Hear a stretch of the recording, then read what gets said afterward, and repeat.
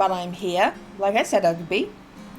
And I am going to play Astrologaster. You can tell why I was like, it's an astro thing. I don't know, I can't quite remember it. Astrologaster. It looked, from the trailer I looked at, it looked interesting. It looked different. It looked like my kind of thing. I am sometimes wrong, but it looked like my kind of thing.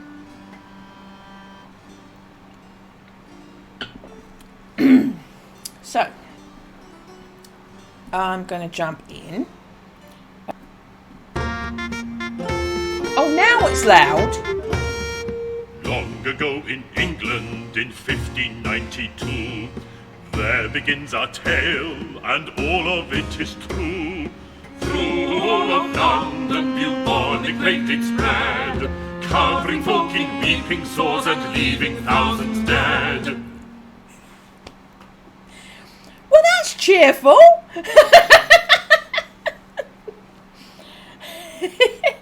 Okay, so did I turn the volume up too loud? Or was that good?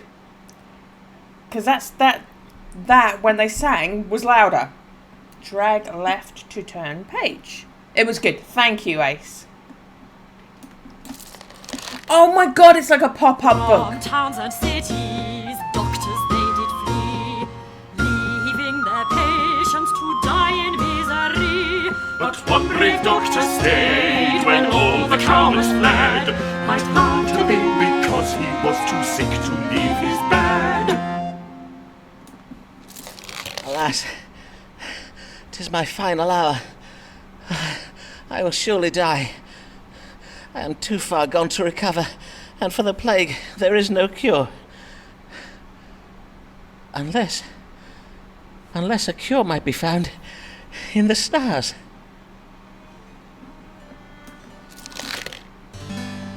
Choose one zodiac to diagnose a condition. How might I be cured of the plague?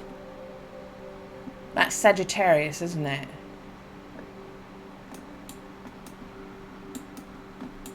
I don't get to choose. It's just click on Sagittarius, apparently. Okay. Oh.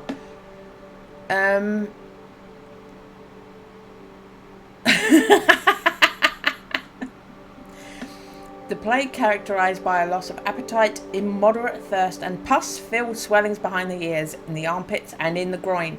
These are symptoms of a fever provoked by excess sanguinity in the liver. Jupiter domicile in Sagittarius. This indicates a severe imbalance of the blood humour. Sagittarius, ruler of the livers. Okay. I chose Sagittarius, apparently. It wasn't much of a choice. Let me see now. According to the stars, the way to cure the plague is to treat the fever it provokes. Oh, can it be true? Might a disease so monstrous as the plague be cured by treating it as if it were an exceeding bad fever? It's how they Then I must treated use COVID. powerful herbs to bring the fever to crisis and break it. Let me see now.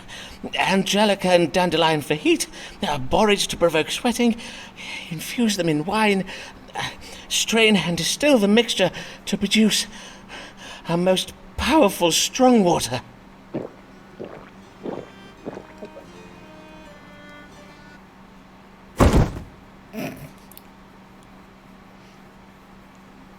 Huzzah!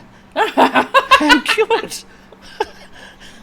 I shall now go forth with my miraculous strong water to cure all London of the plague. Did I just make him even smudgier?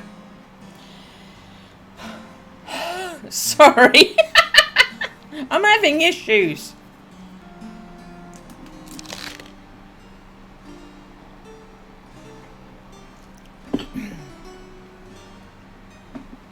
Is that 1592 to 1600 or 1592 at 4 o'clock?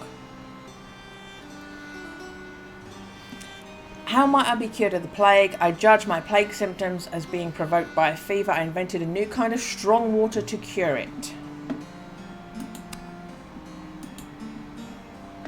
Letter of recommendation. This querent will return for another consultation. See case summary. I shall cure Londoners of the plague. So wondrous will be my work that plays songs and will be writ in my honour.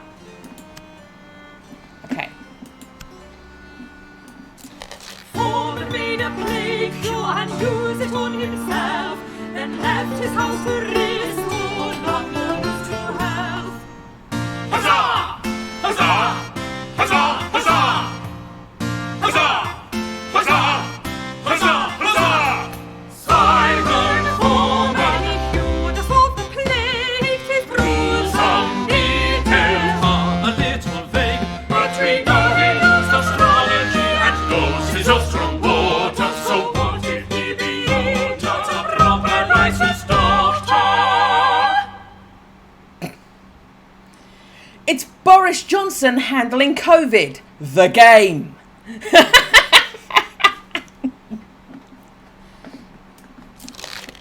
Here comes a lady queer and a little wary. Her name is Avis Allen. What can her trouble be? Oh my god, it's the whole thing a musical. This is so cool. God give you good day, madam. How may I... Are you Mr. Foreman? Mr. Simon Foreman, the doctor? Aye, madam, I am indeed Dr. Simon Foreman. I bid you welcome to my consulting chambers. Mistress... Allen, Mistress Avis Allen of Lambeth. Pray tell me your age, if you please, madam. I am 33 years of age. And how might I do you service this day, Mr. Allen? Pray describe your troubles to me. Well, the pain started full late last eve upon retiring to bed. Oh, not that I am in the habit of retiring so late, but my husband did desire a special supper of cold meats to celebrate and give thanks in any case, it started in the night and it continued until dawning. That being the pain in my head and the chundering. A moment whilst I make note of this. Headache and involuntary purging. Is that all? The chundering. Aye, that is all. And thinking on it, my complaint to seem most trifling, and you are doubtless busy with important cases. Oh, like the plague! Yea, verily, mayhap I should not have come after all. Good day, Dr. Foreman. I beseech you pardon me, for I have wasted your time. Prithee, do not go, for I assure you, madam, your case verily is important to me. And 'tis important to you, is it not, Mistress Allen? Else you would not have come this day. Well, aye. Let us consult the stars now then, shall we? What is the cause of Mistress Allen's suffering? The only people I've ever heard say chunder or chundering for puking is Australians. So it's just really weird to hear it here. Choose one zodiac to diagnose a condition. Up all night with headache and chundering. Cause my suffering. A disturbance of the mind. Scorpio or Cancer. Imbalance of black bile in the body. Mistress Allen is suffering from evil digestion. Okay, try that one. Mistress Allen, it appears you are suffering from evil digestion. 'Twas doubtless engendered by corrupt meats. Mayhap the cold meats you took for supper. Verily? Why, yes. My chart shows that Saturn is in Cancer at this moment. Cancer rules the stomach, and Saturn is the ruler of black bile. 'Tis a mild imbalance of black bile that is the cause of your suffering. And now you've purged it, you have merely to keep to your bed for a day and to rest. The bile? Do you think... might it have done ill to my unborn child? Ah, then I take it you believe you are with child. Mayhap 'twas the reason for your celebration last even. Pray tell, how long has it been Maybe since your bring monthly that courses? up. Aye, sir, I do believe it. For it has been 14 weeks since my courses, and yesterday I did even feel the child quicken. In truth, 'tis the reason I am come, not on my own account, and not even then, if my situation were ordinary.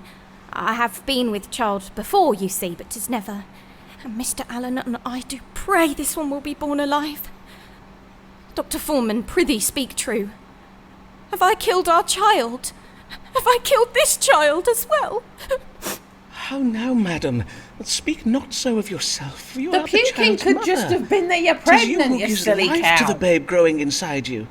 And verily, if mere chundering were to cause grave harm when a woman is with child, why, then full half my feminine querence would be barren. I'm sorry. 'Tis just that I am... Dear lady, would God have spared you from the plague if 'twas not his plan for you to have this child? I own 'tis.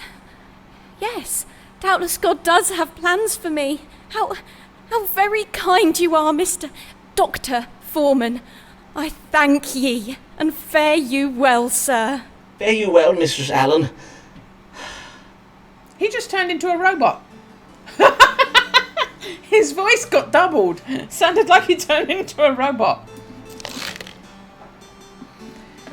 Okay.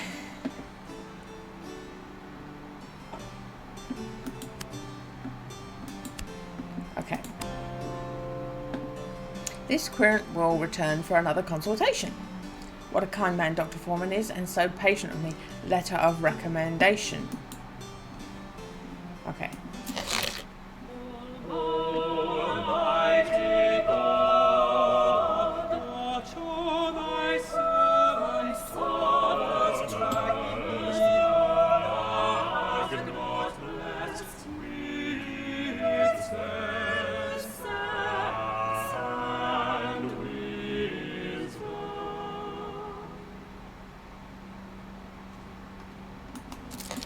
Good day, sir. You are Simon Foreman, the physician, are you not? These are your rooms. Indeed, I am he, and well met, sir. Be it Thomas Blagg I have the honour of welcoming into my humble consulting chambers, the Dean of Rochester Cathedral? Indeed, 'tis I, Thomas Blagg. Though it is I not think upon it's Thomas church Blagg. business that I come to you this day. 'Tis upon a matter of my own that I require counsel. I have lately been offered some very lucrative investment opportunities. And, well, it is said that God speaks to us through the stars, does he not? Indeed he does. 'Tis well known that astrology is but a conduit for the word of God, as interpreted using scientifical means. And now, these investments of which you speak, pray tell of them, if you please. 2 merchant ships will shortly set sail on very lucrative trading expeditions. I do not possess the coin to invest in both. Hence, I must choose between them. And I must choose very wisely indeed.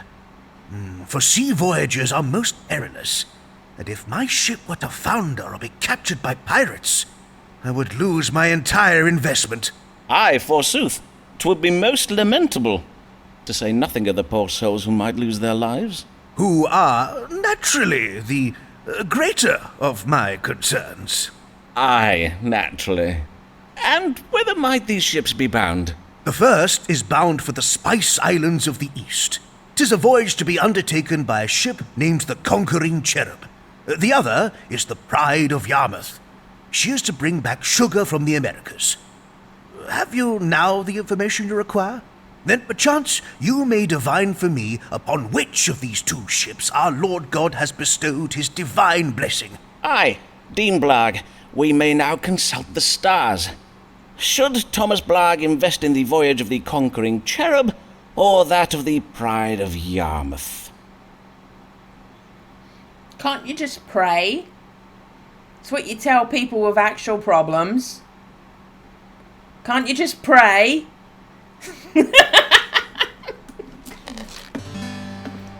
Okay. Read the stars. Change in fortune.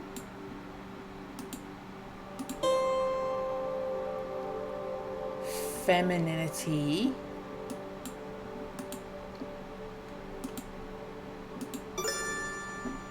Oh, he's only one. Victory. So a change in fortune could mean that you lose money.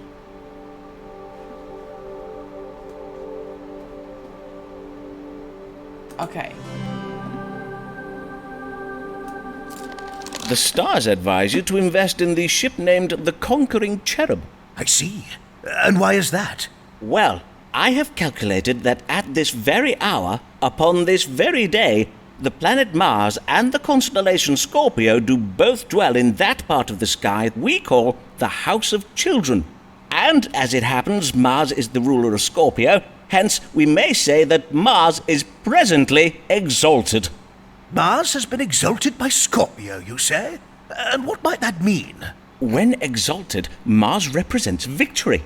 And so, with victory in the House of Children, we may read this as a victorious child. Ergo, the Conquering Cherub. Ah, I see. For a cherub is a kind of child, is it not? In sooth, I do find the science of astrology verily fascinating. This I man's a thank moron. you, Dr. Foreman. You No have wonder been he's most religious. helpful. This man is a moron. Okay.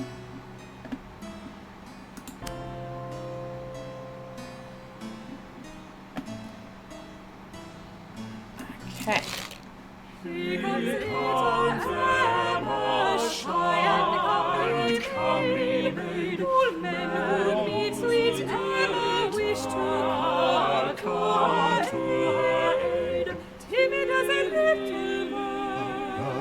Frighted by an unkind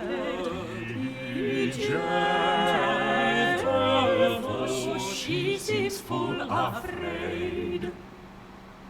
She looks pissed off to me. Hand on her hip. Good morrow, sir. Pray tell, are these the consulting chambers of Simon Foreman, Doctor of Astrology and Physic? Indeed, 'tis I, Dr. Simon Foreman. And your name, madam? Emma Sharp of Shoreditch, sir. 25 years of age. Welcome, Miss Sharp. And how may I do you service this day? Well, 'tis a trifle delicate. A man has asked me to be his wife. A dear, kind man, but I fear you will think me cold, Dr. Foreman. There, madam, whatever is the matter? Well, he is exceeding advanced in years. I do worry he may not be long for the world, and if he were to die, I do not think I could bear it. Verily, I would not. Indeed, methinks I would rather not marry him at all. Am I very heartless, Dr. Foreman? Nay, not in the least, madam. Your fears are most reasonable. The man in the winter of his life is indeed more likely to die. I Is this assure man you, madam, 40? 'tis a medical fact. Is this man 40? Methinks you wish to know whether this man be afflicted with a grave health condition, do you not? To wit, any ailment that might soon prove fatal? Forsooth I do. That is my question precisely. Why, Dr. Foreman, 'tis as if you have a gift for reading minds. Merely the gift of logical surmise, madam. Let us see whether a judgment of the stars may calm your fears. Does Mr. What was your gentleman's name? Mr. George Middleton, a wool merchant. Does Mr. Middleton have any ailments that might hasten his death? Is he actually a dirty old man? Or is he, like, 10 years older than her?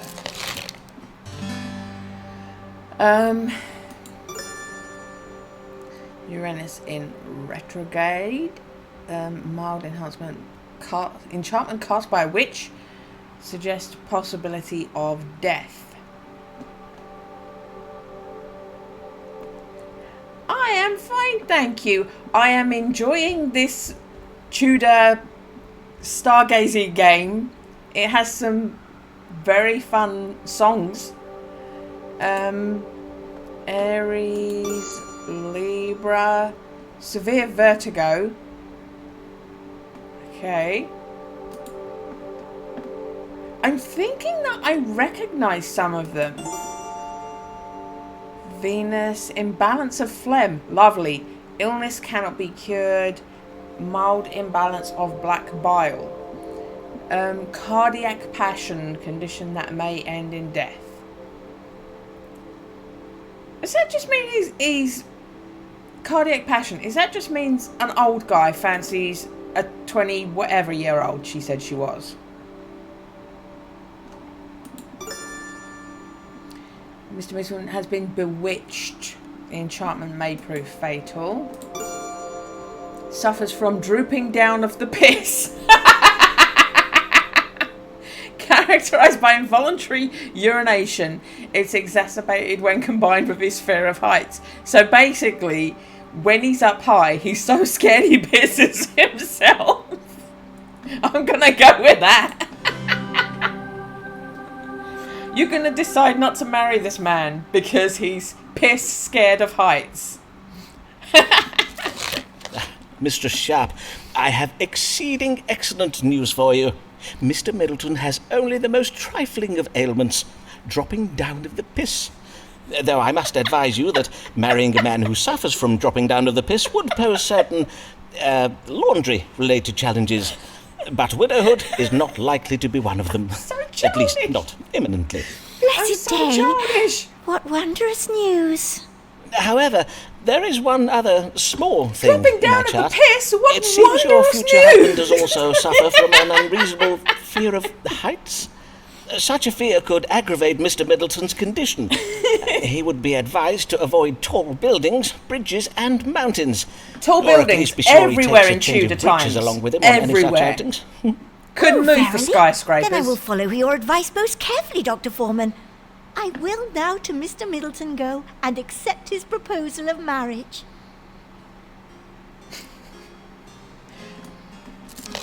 I'm just hoping he doesn't piss himself when she accepts. Okay. The dropping of the piss. Okay. Who was that handsome manservant I passed at the door? Mayhap one day I shall have a servant that cuts so fine a figure. She's already looking at someone else. Public notice. Beware, is the man treating you a qualified licensed doctor? London has lately been importuned by low-born charlatans claiming the title of doctor. These men have never attended university and therefore cannot be trusted. Any man found to be practicing medicine without a medical license shall be prosecuted to the full extent of the law. Okay. Murdering would those doctors come. Murdering those doctors come. Murdering one fine day. Those doctors would they say? Those doctors will they slave on earth, slave on earth. Oh, will they send him to jail? They sent him to jail. All games should have this. Instead of making me read it out, they should just sing it to me. What is the meaning of this warning being put about by the College of Physicians? Do they mean to do me harm? It is true that I do not have a medical license. What am I to do? Mayhap the stars will advise me. Am I going to get you beheaded? College of Physicians has a dark intentions towards me. What should I do?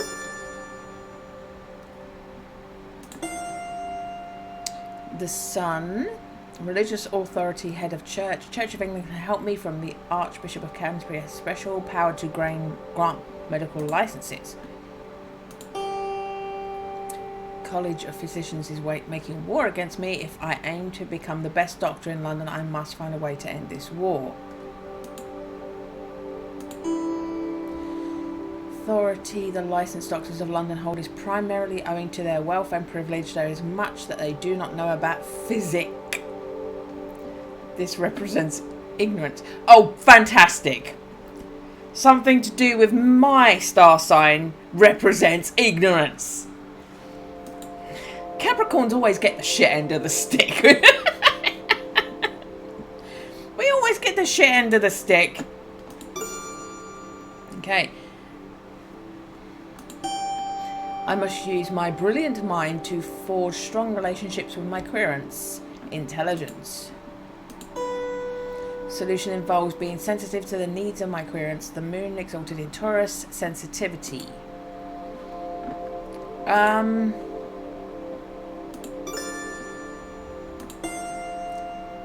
You already done a favour to a religious man who wants to make money. Go to them and appeal to the fact they have no morals and are greedy bastards.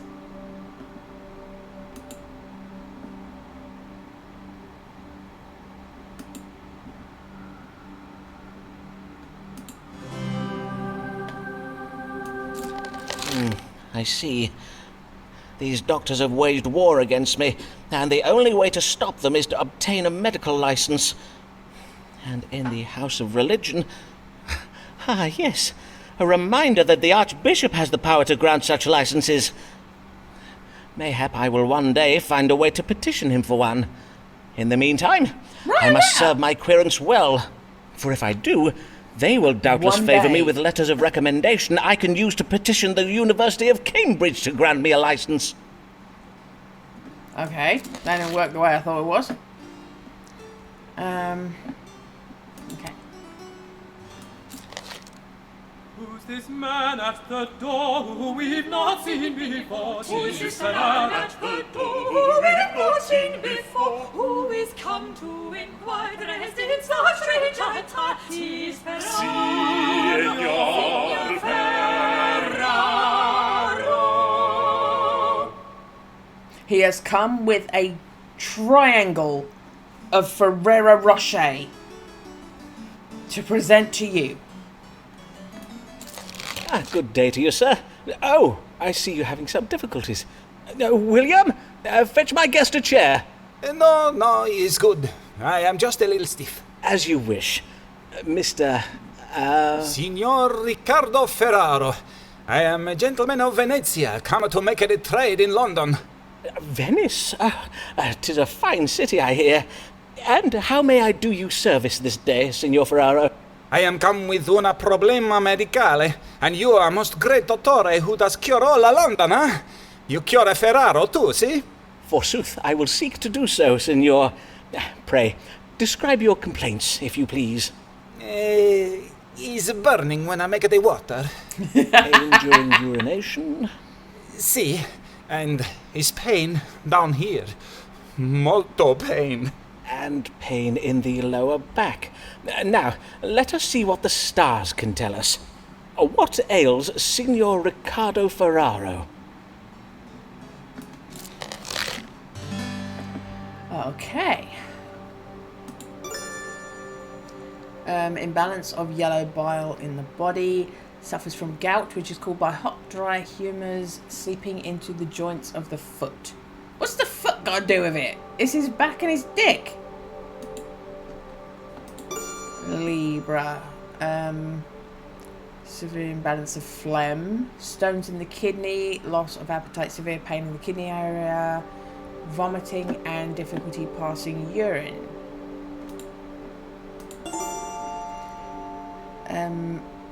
This suggests Signor Ferraro is lying. He has dysentery, pain in the bowels, faintness, and oily stools. Yeah. Let's say he's lying because he's embarrassed he's shitting himself. You suffer from dysentery, Signor. For although, as I did remark, Venice is said to be a fine city, 'tis perhaps not a very healthsome one. I have heard your canals likened to open privies that give rise to humours most foul. And are not the roofs in Venice built of lead? See? Lead is a most dangerous substance. Indeed, water collected from lead roofs is a well-documented cause of dysentery. Can I just point out, at this exact time that this is set, the River Thames through London was just shit. It was a river of literal shit.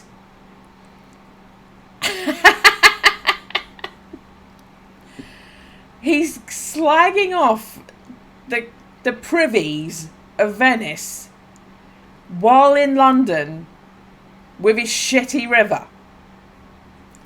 You're a hypocrite.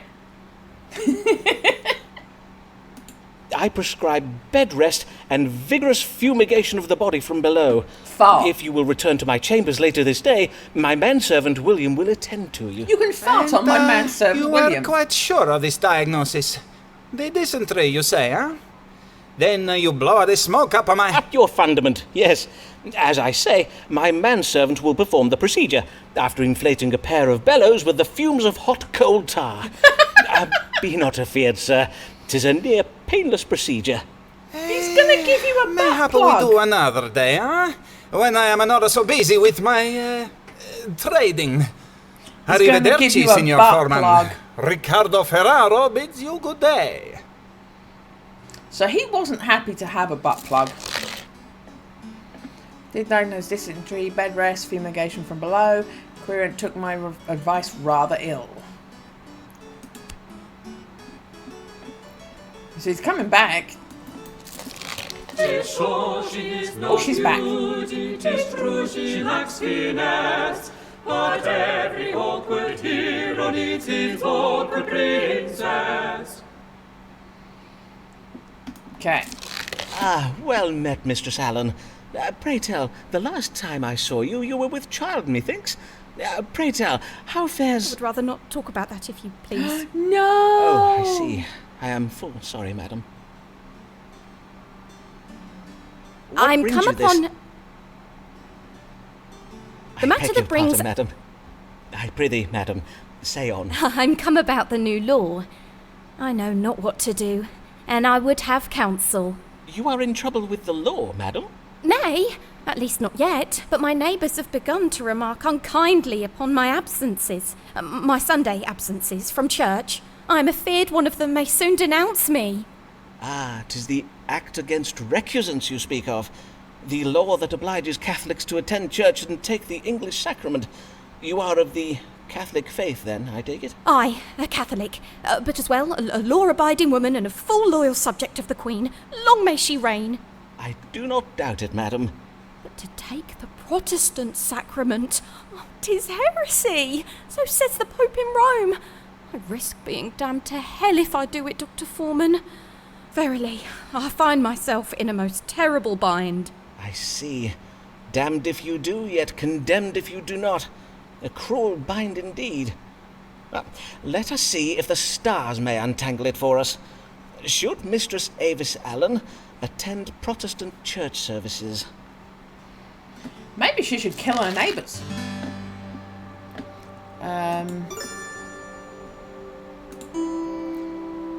Case, this indicates jealousy, confusion. Some have the wrong impressions of the Allens' wealth and are envious.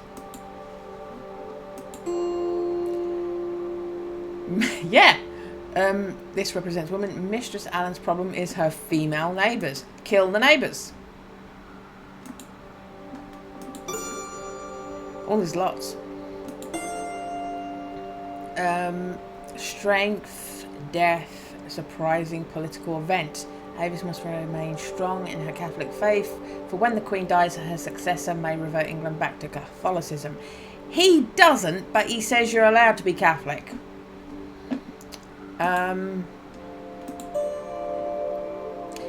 Creativity, this represents foreigners. Creative solution appeasing the Pope in Rome whilst honouring England's Protestant legacy. Authority, getting in trouble with the law, being punished by authorities. Cooperation.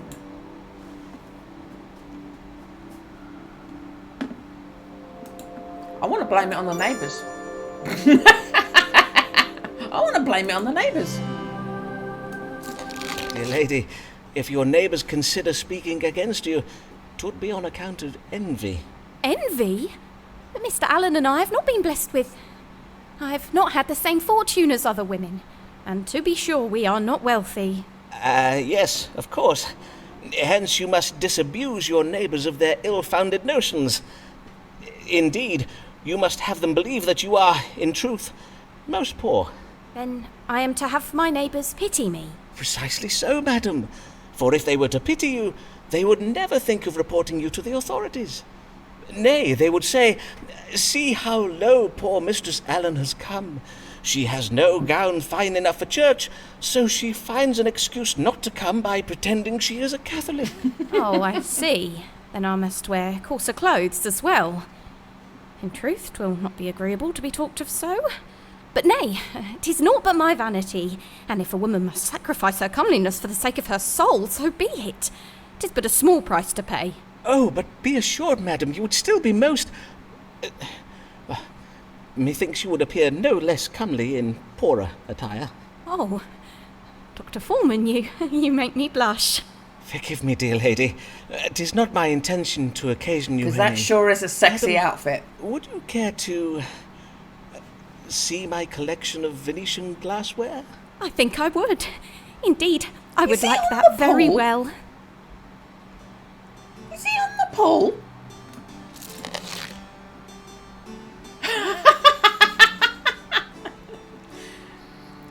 Okay.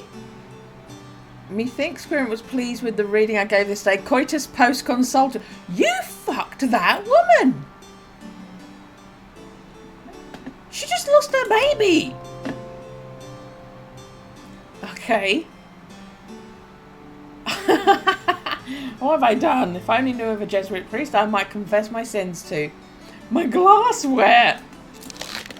Here comes a beauty dark as night. Her hair does shine, her eyes are bright.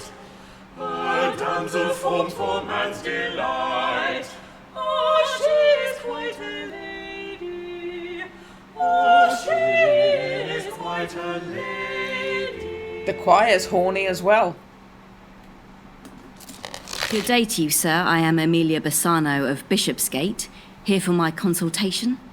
Welcome, Mistress Bassano. Bassano? 'Tis an Italian name, is it not? Aye, it is, sir. Though I was born in London, my family are from Venice. They did come to London to gain employment as musicians at the royal court. Ah, I know one of your countrymen, Riccardo Ferraro, another one of my querents. Mayhap you know him? He hails from Venice, too. No, sir, I do not know him. Venice is a large city, and as such 'tis home to many thousands of men. And as I did mention, I was born in London. Aye, of course. Mayhap we turn our thoughts to what brings you hither this day. Have you a question for me? Aye, sir, I wish to know what afflicts me, for my belly does begin to swell, and lately I oft find myself chundering after meals. More chundering. Swollen abdomen and involuntary upward purging. Well, now, let us consult the stars to judge the cause of these troubles. Knocked What up. is Don't ailing need to Mistress consult the Amelia stars. Bassano? Knocked up.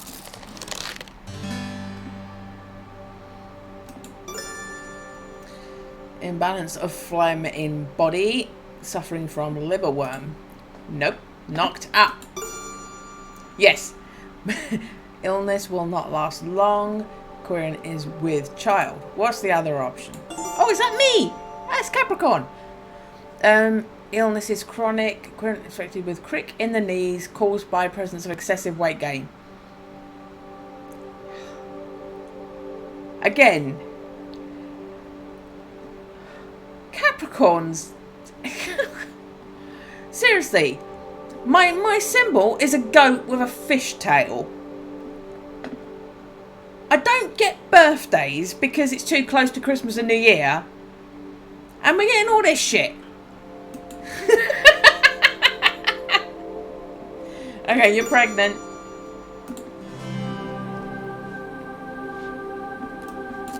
I neglected to ask. Is there a Mr. Bassano? Aye, my father still lives. I mean to say, are you yet married, Mistress Bassano?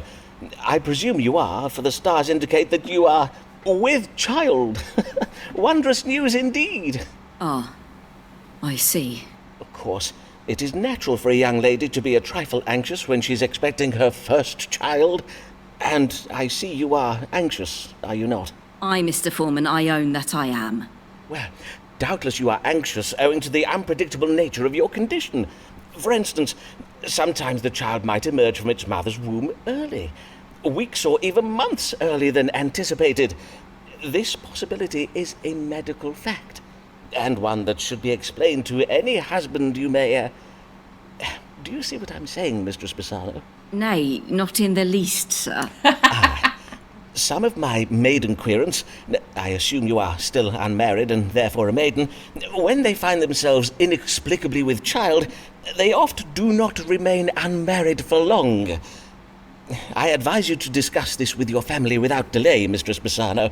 Doubtless they will be keen to make the arrangements for you. I see. Yes, of course. I must lose no time in finding a husband. I thank ye, Dr. Foreman. Good day. Okay.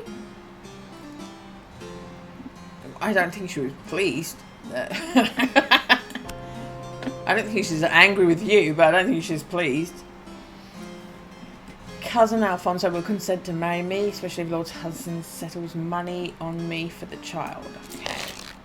Mary Payne is frightened when she spies a looking glass, for 'tis a portal out through whence the gates of hell do blast. A deadly and foul wind that comes direct from Satan's mouth.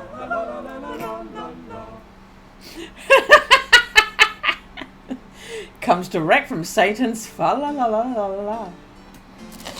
Blessed morrow to you, Dr. Foreman. I am Mary Payne of 4th Street in Lambeth, and come to seek your counsel about my neighbours. Good morrow, Mistress Payne, and well met. What trouble do your neighbours give you? They play their lutes into the night, perchance? Mayhap a neighbour has cast a malignant spell upon your cabbages. Why, sir, 'tis no trifling matter. Indeed, 'tis a matter of grave importance. Doubtless you do know we have a Catholic living on 4th Street, a woman by the name of Avis Allen. Ah, yes.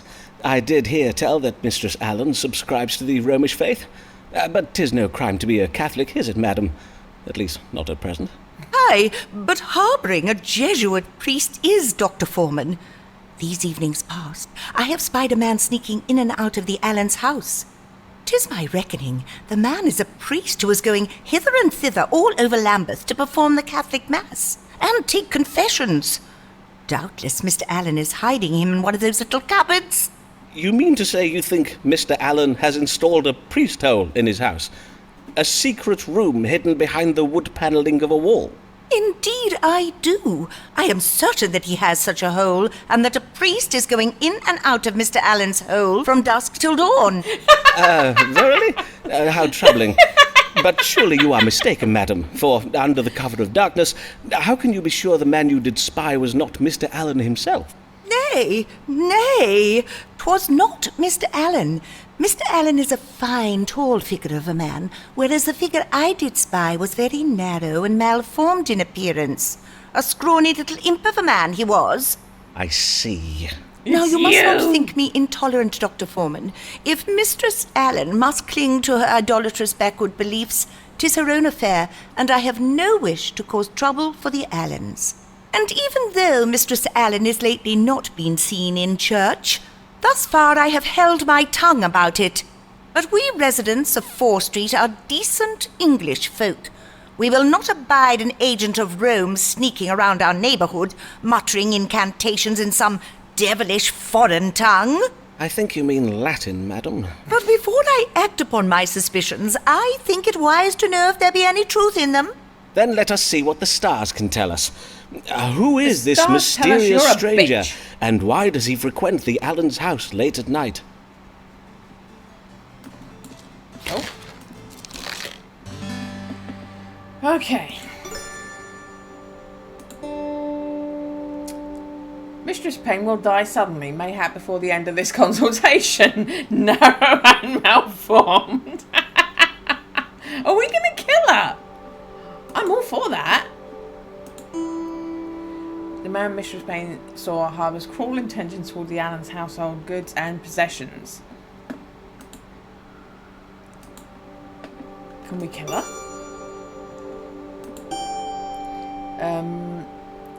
Untrustworthiness, a foreigner, relationship with an untrustworthy foreigner. Foreigners are untrustworthy by nature. This element must be of no significance. Stubborn attempt at a reversal. Instincts have been thwarted. Maternal instincts have been thwarted by her inability to bear a child. She stubbornly persisted, trying to reverse her infertility.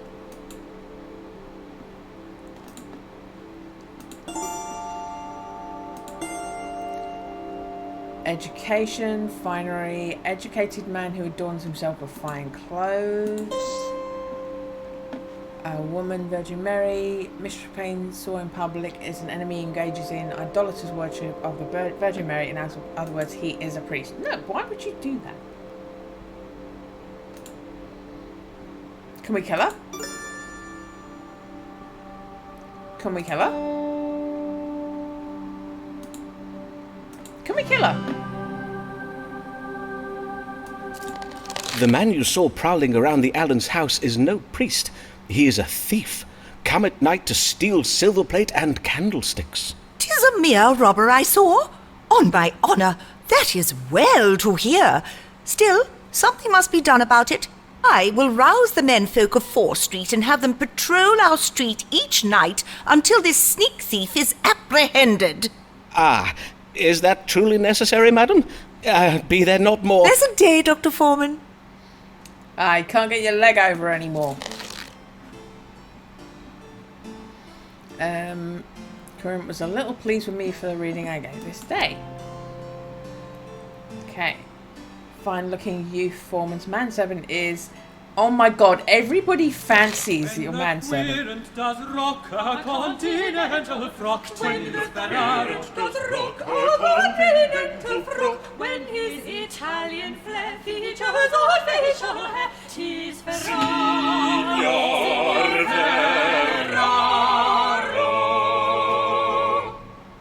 That's the Tudor way of going, when the moon hits your eye like a big pizza pie, it's Ferrero. God give you good day, signor. And how may I assist you? 'Tis I, Riccardo Ferraro, come once again to see the great dottore, Simon Foreman. So I see. What brings you this day?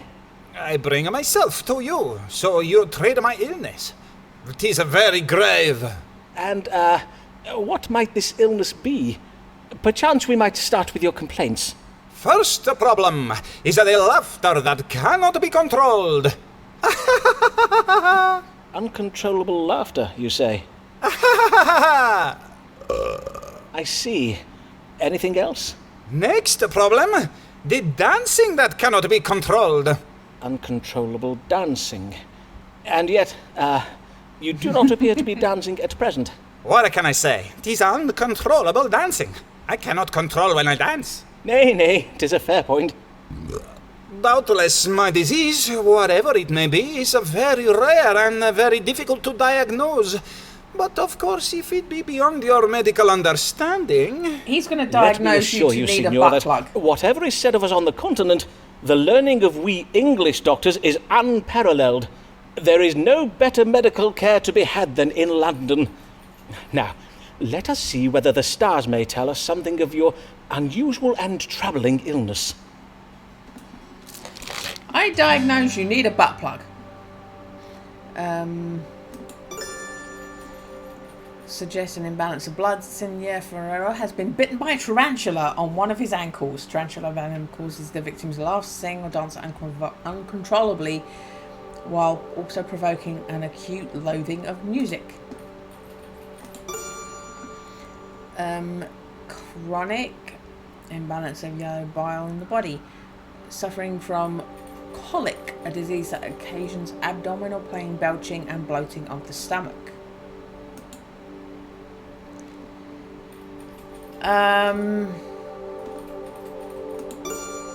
We're not going for a tarantula. Right. It sounds to me like you're experiencing pain in your stomach. But how did you know this? Indeed, methinks you are stricken with a bout of colic. Most doctors do advise upward purging, but I have found the dog cure more efficacious in cases of colic. Does it involve putting something up his arse? Cure? Aye. First you must find a dog lying idle on the ground. On any street in London you will find such a creature.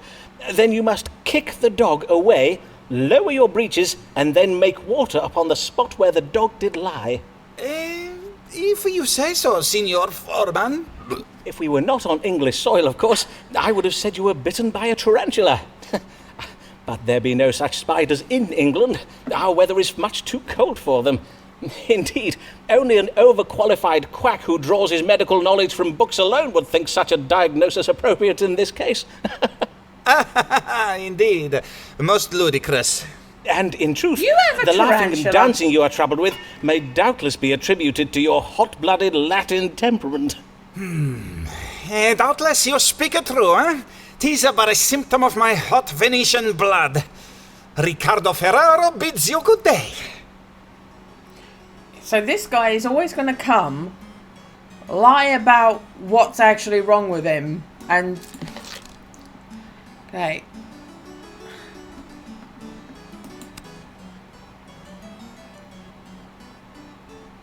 Yeah, you... Fine. Why does this lady feel confined? Mayhap the world is too unkind. Nay, doctor, medicate her mind. Pray cure this comely lady. Pray cure this comely lady.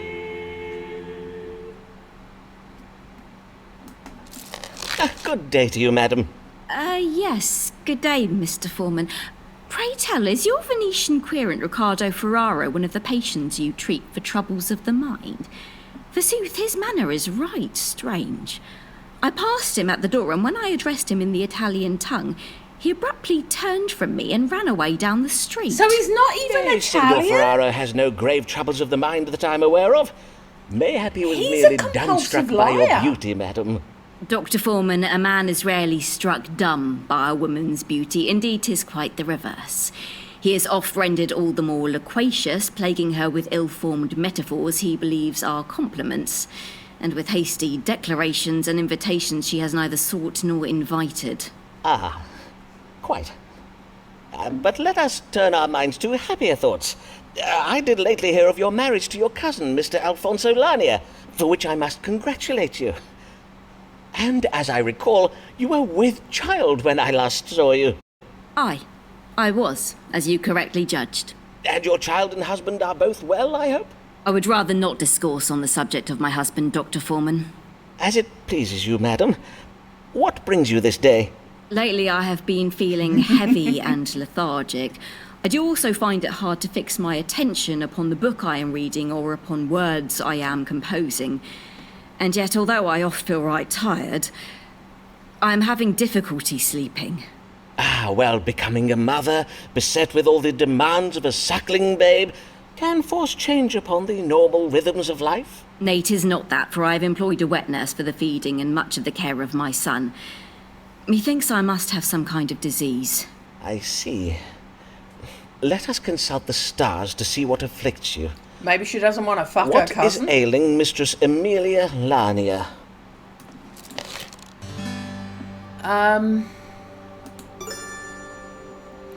Mild balance of black bile in the body. Illness is curable. Melancholy. Okay. Psychological factor. Illness will get worse before it gets better. Phlegmatism. Temperament associated with an excess of phlegm characterized by stoicism and stubbornness. That could be her. Chronic imbalance of yellow bile in the body. Excessively choleric temperament associated with an excess of yellow bile. Aggressive, opinionated nature. I think it's that one. Stoicism and stubbornness. Psychological. She doesn't want to fuck her cousin, and he expects it. So she has to pretend to want to go to sleep. But she's not tired. I'm making a lot of assumptions. You are suffering from phlegmatism, madam. To treat it, I will give you syrup of safflower to be taken each morning when you break fast. What is phlegmatism, Dr. Foreman? Well, simply put, 'tis an excess of phlegm. This can be provoked by a stubborn temperament and a willful resistance to change. 'Tis sometimes experienced by lately wedded women such as yourself, who do not easily adjust to married life. I see. So, if I am to understand your judgment, Dr. Foreman, if only I were to offer less resistance to, indeed, if I were to accommodate my husband's profligacy and drunkenness, then I would be cured of my condition? Well, not precisely. If you will allow me to... But is that not a logical extension of your judgment, Dr. Foreman? If you will forgive me for saying so, madam, you are displaying a degree of recalcitrance at this moment which only serves to confirm my... Dr. Foreman, methinks I should prefer to forever remain a phlegmatic woman than hear any further from you this day, sir. I will bid you good day. We pissed her off. Took my advice rather ill. And she's going to come back. Oh, the letter of recommendation level's gone down. Confine my questions to matters for which a Dr. Foreman may use his powers of prediction. So I thank you for your recent inquiry with regards to attaining a license to practice medicine. I note from our records that you terminated your enrolment with our institution some years ago on the grounds of insufficient funds. While we do not ordinarily issue medical licenses to men who have not first completed a medical degree, proof of equivalent professional experience in the form of letters of recommendation may be taken into consideration. A minimum of 8 letters of recommendation is customarily required. I advise you to write to us again once you have obtained the requisite number of letters. So I have to get 8 letters of recommendation. Just keep fucking that woman. She's back! Here she is! We are no longer sure. Sees Foreman's now a patient, and Avis is the cure. Ah, my dear Avis, what a pleasure it is to see you. I have oft thought of our last... I cannot tarry long. My husband will be expecting me home. Of course. But, dear lady, is something the matter? Of course. Do not all your querents come with a matter they wish an answer to? Well, yes, but... I wish to ask of the stars whether a man I am close with, a man who is not my husband, whether that man be also close with another woman. A man you are... I see. Well, if I am to judge the stars for you, I must ask you to be more precise. In what sense do you mean close? The platonic bond of friendship? Nay, close in the sense of being intimate. I see. Then 'tis the familial tie of kinship, perchance. Nay, I mean someone with whom I have shared physical relations. Verily, madam, if I am to give you an accurate reading, you must state your question Are you cheating clearly. on her? Methinks you know full well what I ask. I bid you ask the stars whether my lover is, that is to say, be it true that he engages with another woman in acts of strumpy-humpy. Madam, you astonish me. Strumpy-humpy? 'Tis unlike you to speak such indelicate words. Now, if I understand you correctly, you have a lover, and you wish to know whether he has been sharing his tender favours with another woman.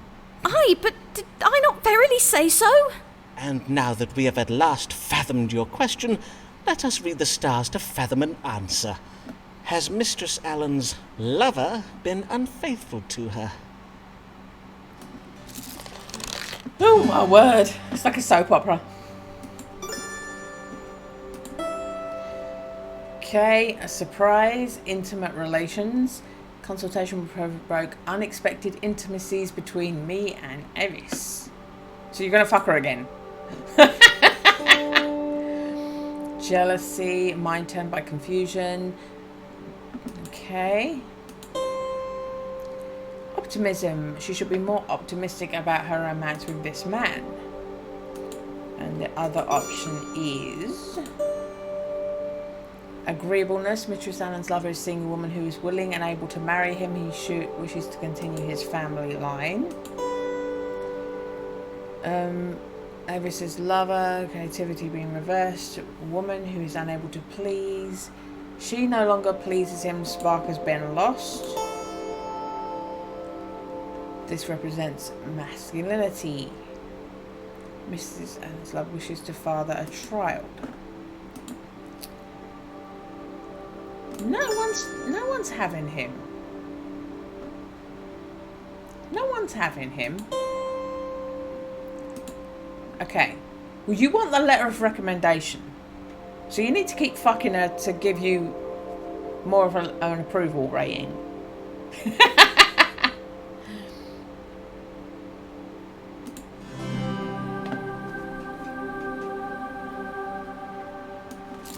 The stars are most clear, madam.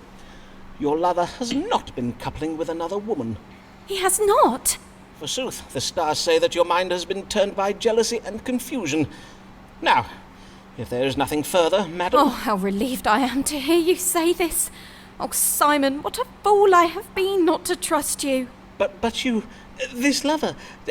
'twas me all along? You were not speaking of some other man?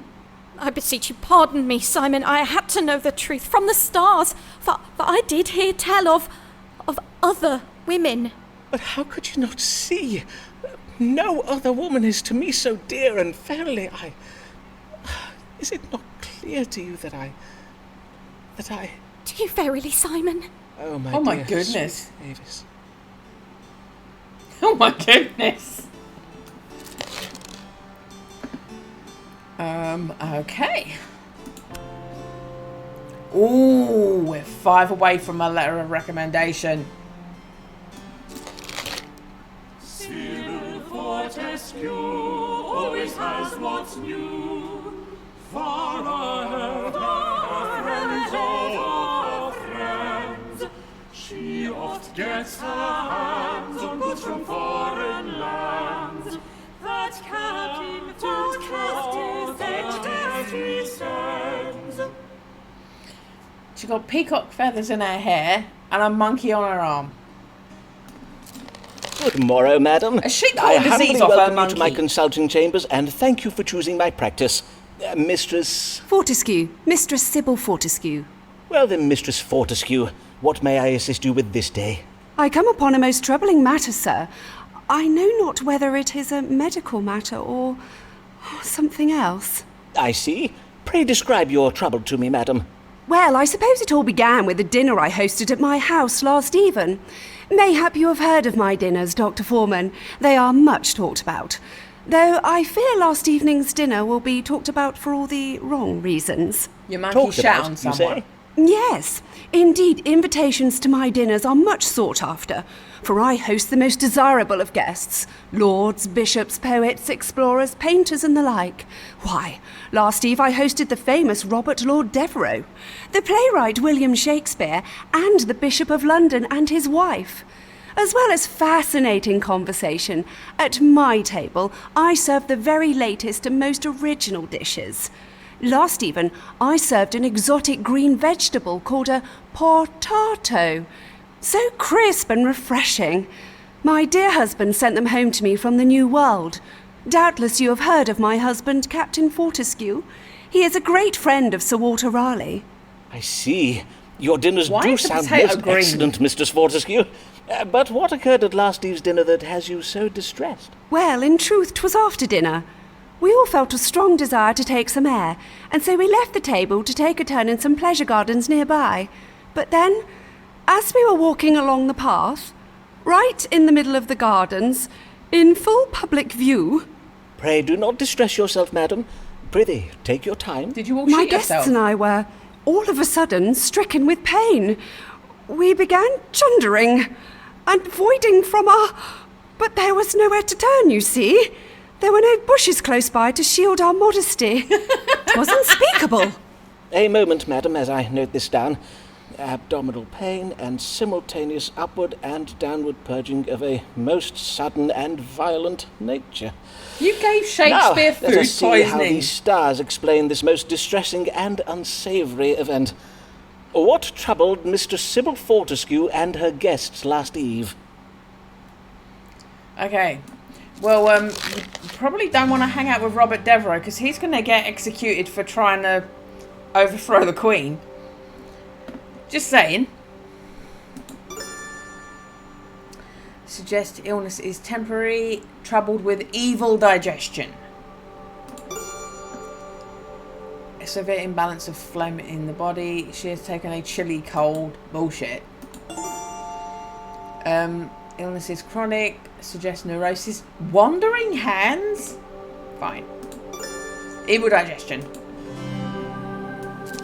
Madam, I think you said the New World vegetables you dined upon were green in colour, did you not? And you described them as crisp and refreshing, I think. She didn't cook them. I take it then that you served them to your guests green and raw? Yes, indeed. Most of the potatoes my husband sent me were full dull and unhealthsome in appearance. Hence I served only the green ones. I had my cook cut them in such a way as to resemble roses. 'Tis the way I oft serve my apples. Ah, then your trouble was a severe case of evil digestion. I have read that these vegetables can be noxious if they turn green. Oh, my days! Do you mean I poisoned my guests? Oh my In days! a manner of speaking, aye. She But suddenly worry not, turned into madam, an for the Essex suffering girl was from but 10 years temporary. ago. Indeed, it does sound as if the bodies of your guests were most comprehensively purged of the poison. However, in future, be sure to cook the potatoes until they are soft, and pray do not eat the ones that have turned green. As God shall mend me, what a shameful affair this has been. I shall go home and, well, I shall write to my husband and ask that he includes cooking instructions with the next gift of food that he sends me. I thank ye and bid ye good day, Dr. Foreman. Okay.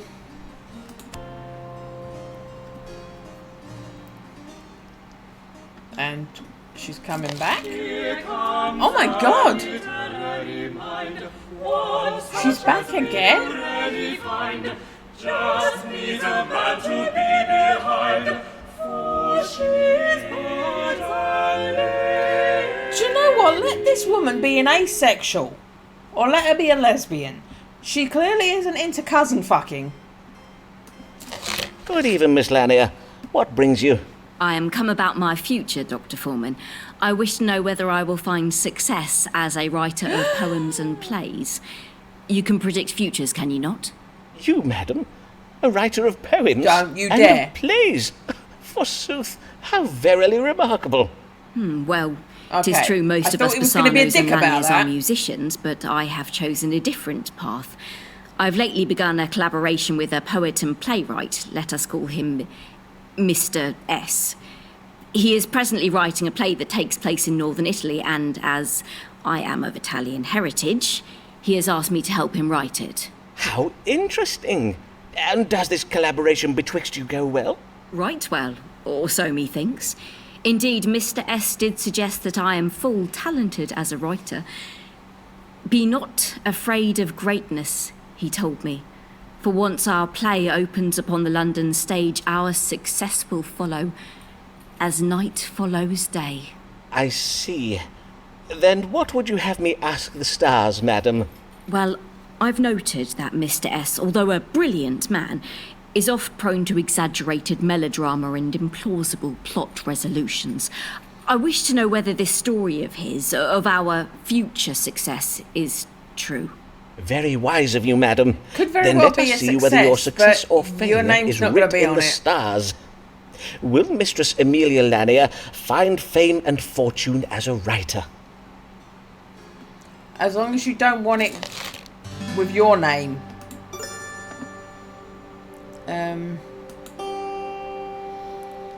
Victory, surprises in politics, optimism, transformation.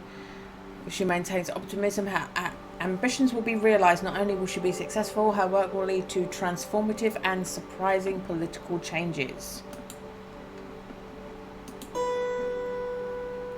Cooperation. Okay.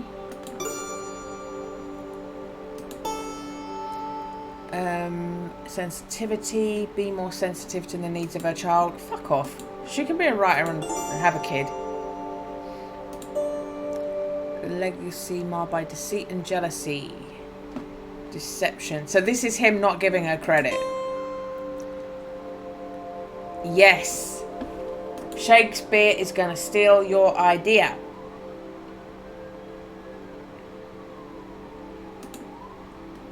But we still want that play to be written.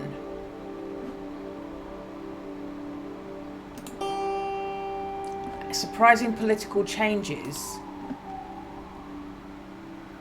I want to see what that one is. I want to see what that one It would is. seem Mr. S.'s confidence is not misplaced.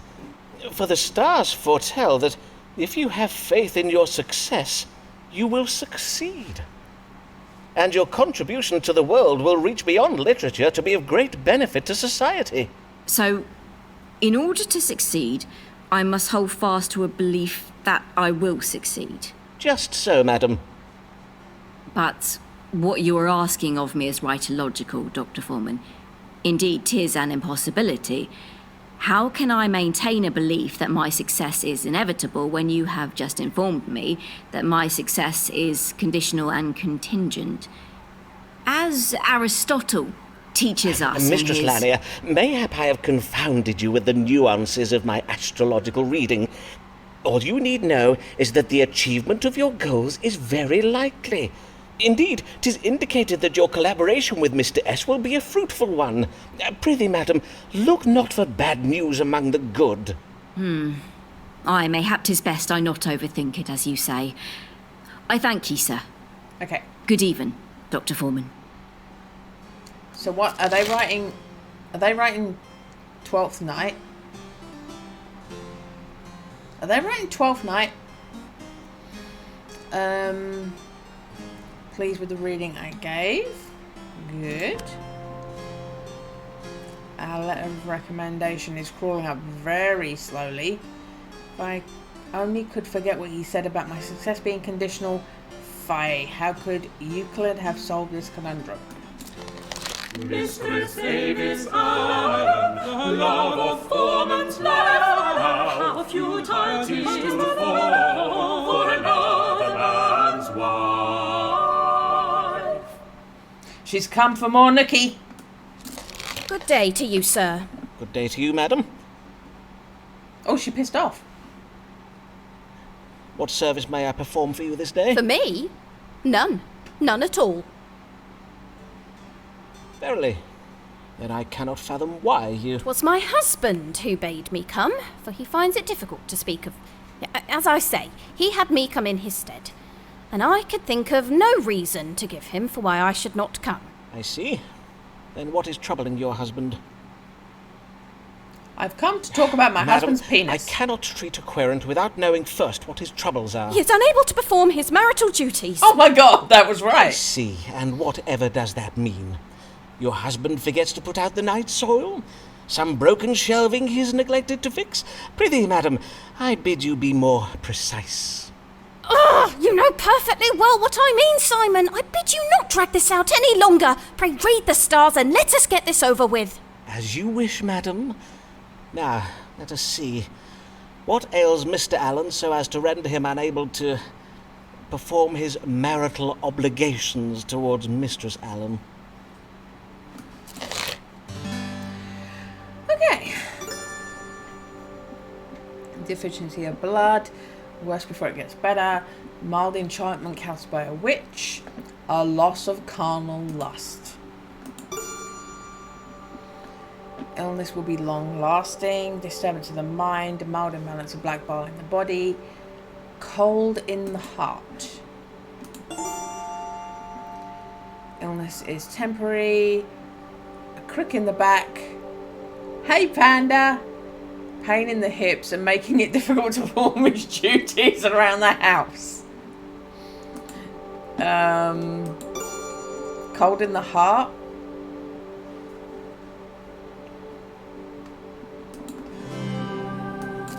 Mr. Allen is afflicted with a cold in the heart, caused by an imbalance of black bile.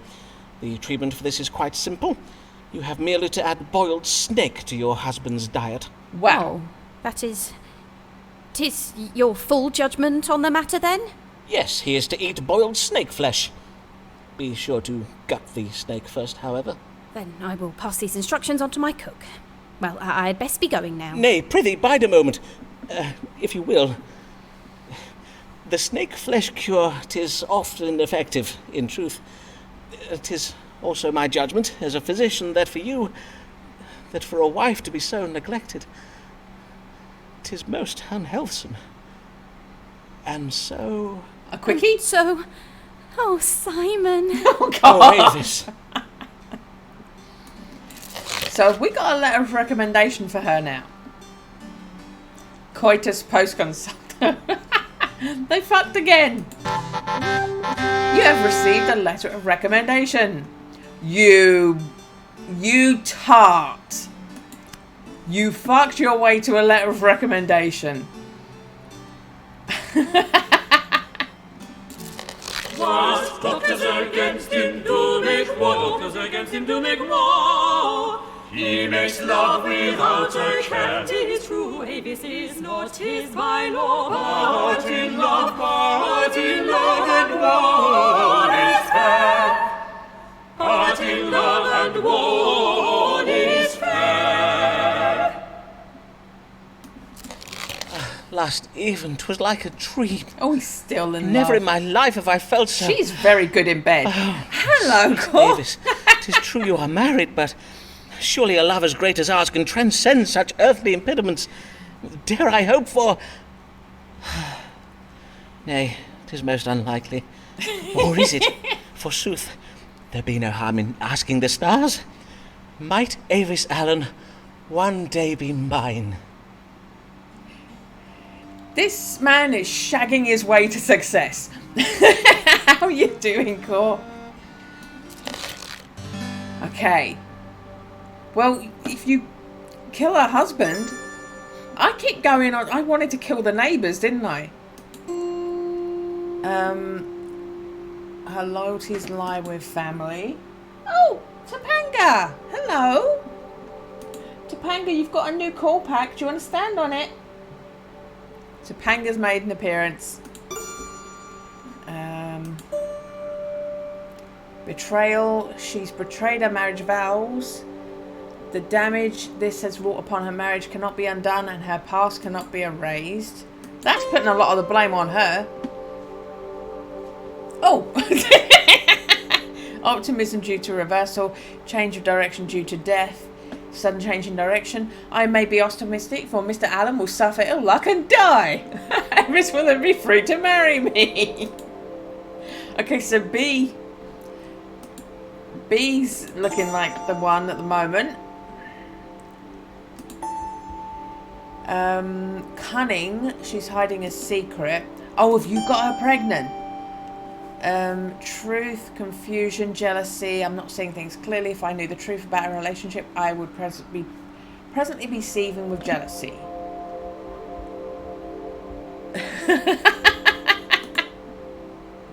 Give him green potatoes. I'm gonna do B, I think. It says, Avis is one day to be widowed. Which will, of course, be very tragical. But after the grieving is done, we will marry. She will be Mistress Foreman. We'll just shove his body off the Avis bed. Foreman. Get it on. Okay. He can't write himself a letter of recommendation. Why is that even there?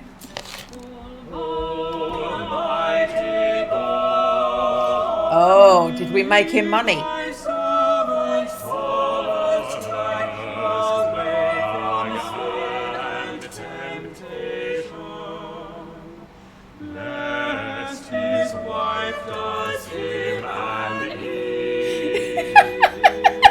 That's so Essex. Oh, his wife's going to do him an evil. She's going to do him a right evil. Oh, God.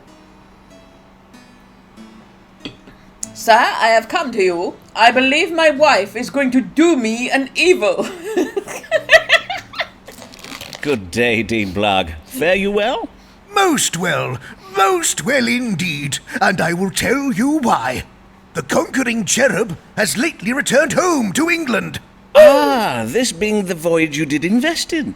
Aye, and what a sound investment it was, for it has paid off most handsomely. The cherub's cargo of nutmeg and pepper will fetch a high price indeed. In sooth, as I recall, it was you who advised me on this investment, was it not? I thank ye heartily for it, sir. I am glad to have been of service, Dean Blogg. Forsooth, my earnings have enabled me to make a substantial investment his last in name is Sir Walter Raleigh's Blogg. expedition to the New World. Ah, methinks I've heard of this. 'Tis a quest to find the fabled lost city of gold, is it not? Or as the Spanish call it, El Dorado? The very same. For it is said that El Dorado does lie deep Why are you within so the focused rainforests on of the money? southern parts of the New World, You're supposed to be hiding humble. vast quantities of gold and precious Hypocrite, jewels. Hence, what I would have you tell me is, exactly how rich can I expect to be made from my investment? I see. I hope your If I'm wife to be does made do you very an evil. rich, I am afeard that news of my fabulous wealth may cause some jealousy among the clergy. News travels fast around the diocese, and I think it wise to get ahead of it if I can. Then let us consult the stars. What will become of Thomas Blagg's investment in Sir Walter Raleigh's quest to find El Dorado? So when Elizabeth kills Raleigh, can we get her to do him in as well? All I'm thinking about is how to kill my enemies. Okay. Here we go. Fucking hell again! Every time Capricorn is mentioned, it's a negative thing. I have the shittiest fucking star sign. Oh my god. Confidence, instinct, stubbornness. Violence. Business partners will be met with violence. Foreigners who are stubborn, confident, and led by instinct. Basically, Native Americans are going to be pissed off with you. Or maybe Native Americans can kill him. A's a possibility. What's that?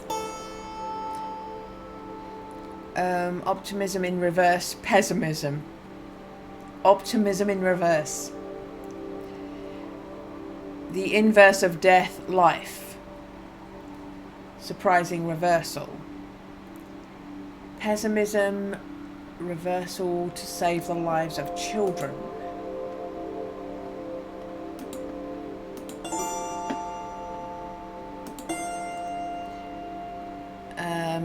Curiosity. God rewards exploration.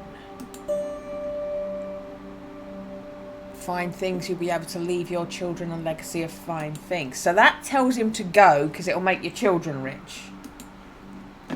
I think that one tells him not to go because they'll get beaten up. I want him to die. So does that warn him off?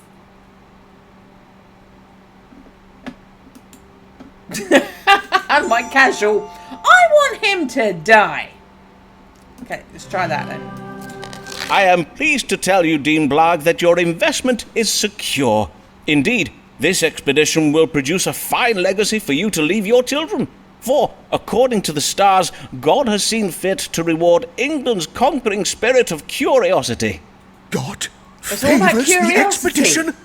Oh, praise Not about be to money. the Lord for his blessings! And once you have received these blessings, Dean Blagg, I do hope you and Mistress Blagg will remember my years of service and friendship to you both. I have always endeavoured to, Tush, tush, Dr. Foreman. Pray, let us not dwell on such vulgar subjects as money. For did we not at this moment learn that the discovery and conquest of this city is part of God's plan for the glory of our nation? The honour of having played my small part in it should be reward enough for us both. So you won't take any gold then? Oh, please, please can I kill him? Please can I kill him? And you only give me a little bit more recommendation? Get. When the symptoms are rare and the questions are quit, When the symptoms are rare and the questions are quit, when the melodies are strange and is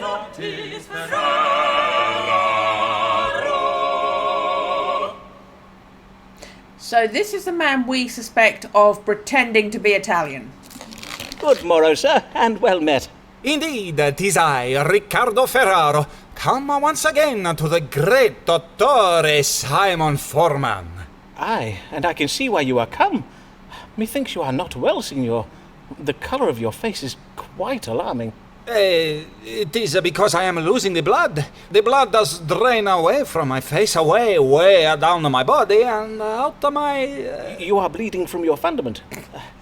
How much have you been bleeding, and for how long? Un poco, not too much. It does come and go. Sometimes blood, sometimes no blood. You stop the blood, see? Mayhap I will, but first I must consult the stars to find a diagnosis. What ails Signor Riccardo Ferraro? Maybe. When you came the first time and we said we were going to stick a butt plug up you and you ran away all chicken shit, you should have let us stick a butt plug up you. Because at least then the blood wouldn't come out.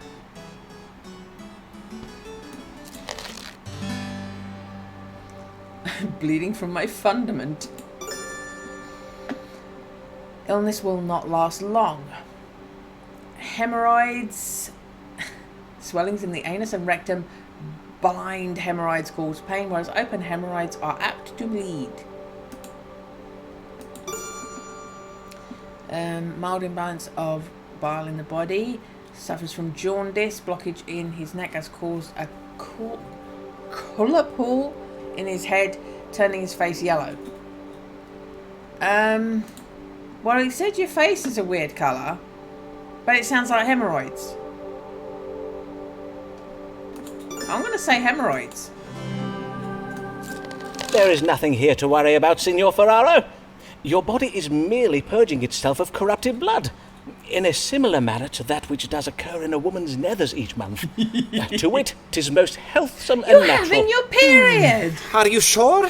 Are you sure that is your final answer? Indeed it is. I do assure you, Signor, 'tis the very latest medical thinking on the subject of hemorrhoids. You are welcome to procure a second opinion, but I warrant you will find that most doctors in London will tell you the same. Then Riccardo Ferraro bids you good day, Signor Foreman. Okay, got some pluses from him.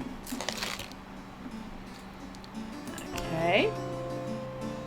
We have very low recommendation from you too. Everyone's being so stingy. This woman has a gift for words. She's our favourite. If only she had riches words, they'd probably be much better words.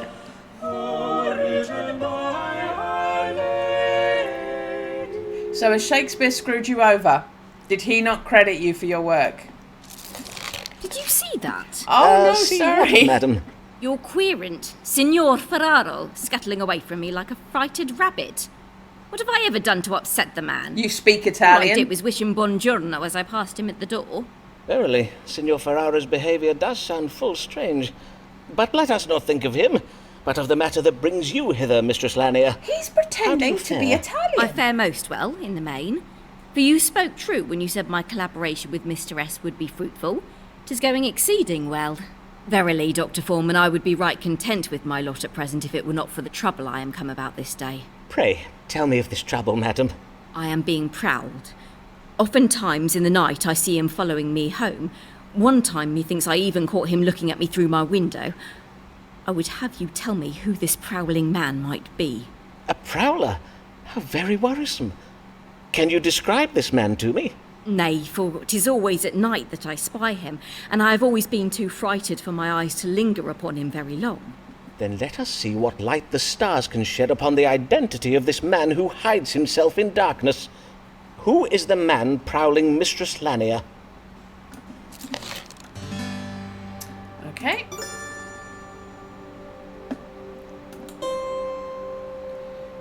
Violence. Prowler is a violent husband. Misguided optimism. Return to sexual intimacies. Reversal in fortune. Prowler hopes for a reversal in the ill luck he has had with Mistress Lanier. He harbours a misguided hope that she will perform her wifely duties and resume intimate relations with him. This is her cousin. It's her cousin husband who wants to fuck. Romantic partners, confusion, mistrust, medical confusion owing to her religious beliefs. She also... I had that with my my iPad. Every time an ad played, it would play the ad perfectly and then exit Twitch. And then I would rejoin the Twitch I was watching and it would make me watch an ad again and then close Twitch. It was perfect for playing the ads, but it would not let me watch. Medical confusion owing to her religious beliefs, harbours unjustified level of mistrust towards prospective romantic partners. She shouldn't have romantic partners if she's fucking married.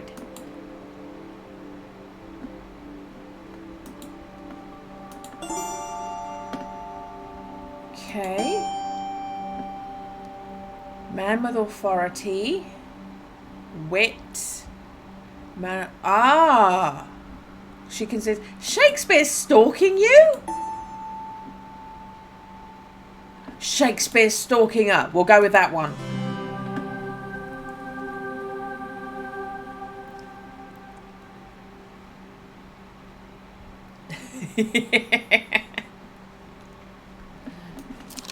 The stars suggest that your prowler is a man with a talent for wit, a man who secretly harbours amorous feelings towards you.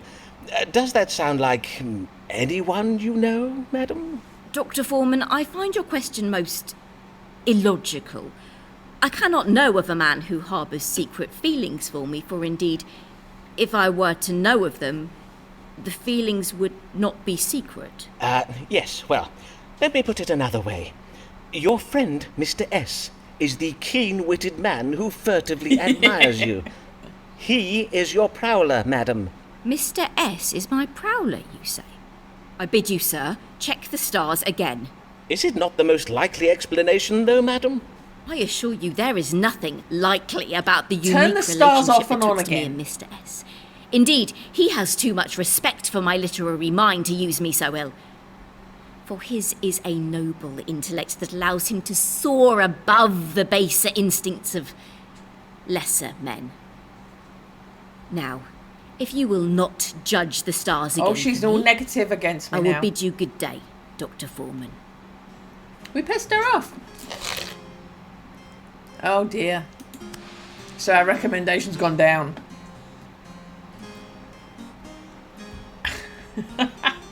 Hear ye! Sir Walter Raleigh fails to find legendary Treasure City. Rumours say next Raleigh voyage is to Pot of Gold at End of Rainbow. Hear ye! So have we lost that religious hypocrite a bunch of money? I'm so pleased. Reports have lately come in, Sir Walter Raleigh's expedition to the New World in search of El Dorado has been a colossal cluster fail.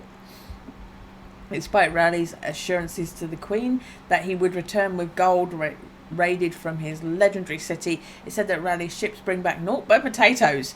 Experts predict Her Majesty's reaction to be somewhat testy. She's gonna chop your head off. Here comes Emma, so kind is she, To the frail and aged she offers sympathy. What is she for others now? Especially when they're poor of wealth. Here comes Emma, so kind-hearted is she. This is the one we told to marry the old man. Good day to you, Mistress Sharp. Good day, Dr. Foreman. But I am Mistress Delamere now. Mistress Delamere? But as I recall from my case notes... let me see now. 'Twas 3 years past. Aye, were you not hoping to marry a man named George Middleton? Oh, yes. I did marry Mr. Middleton. But not long after we were wed, he fell to his death whilst taking the Oh air my atop God, the church she's a belfry, black widow. struck down by his abiding love of late Gothic architecture. There, my dear lady. How distressing your late husband's death must have been for you.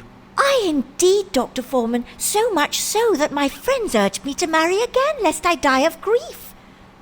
But now that I am once more a wife, I would not wish to be widowed anew, and John Delamere, my present husband, is also an older What a man. coincidence! Dr. Foreman, you must tell me whether there be any illness he has, whether there be anything I might do to save my dear sweet husband from an early death. Then let us see what the stars have to say.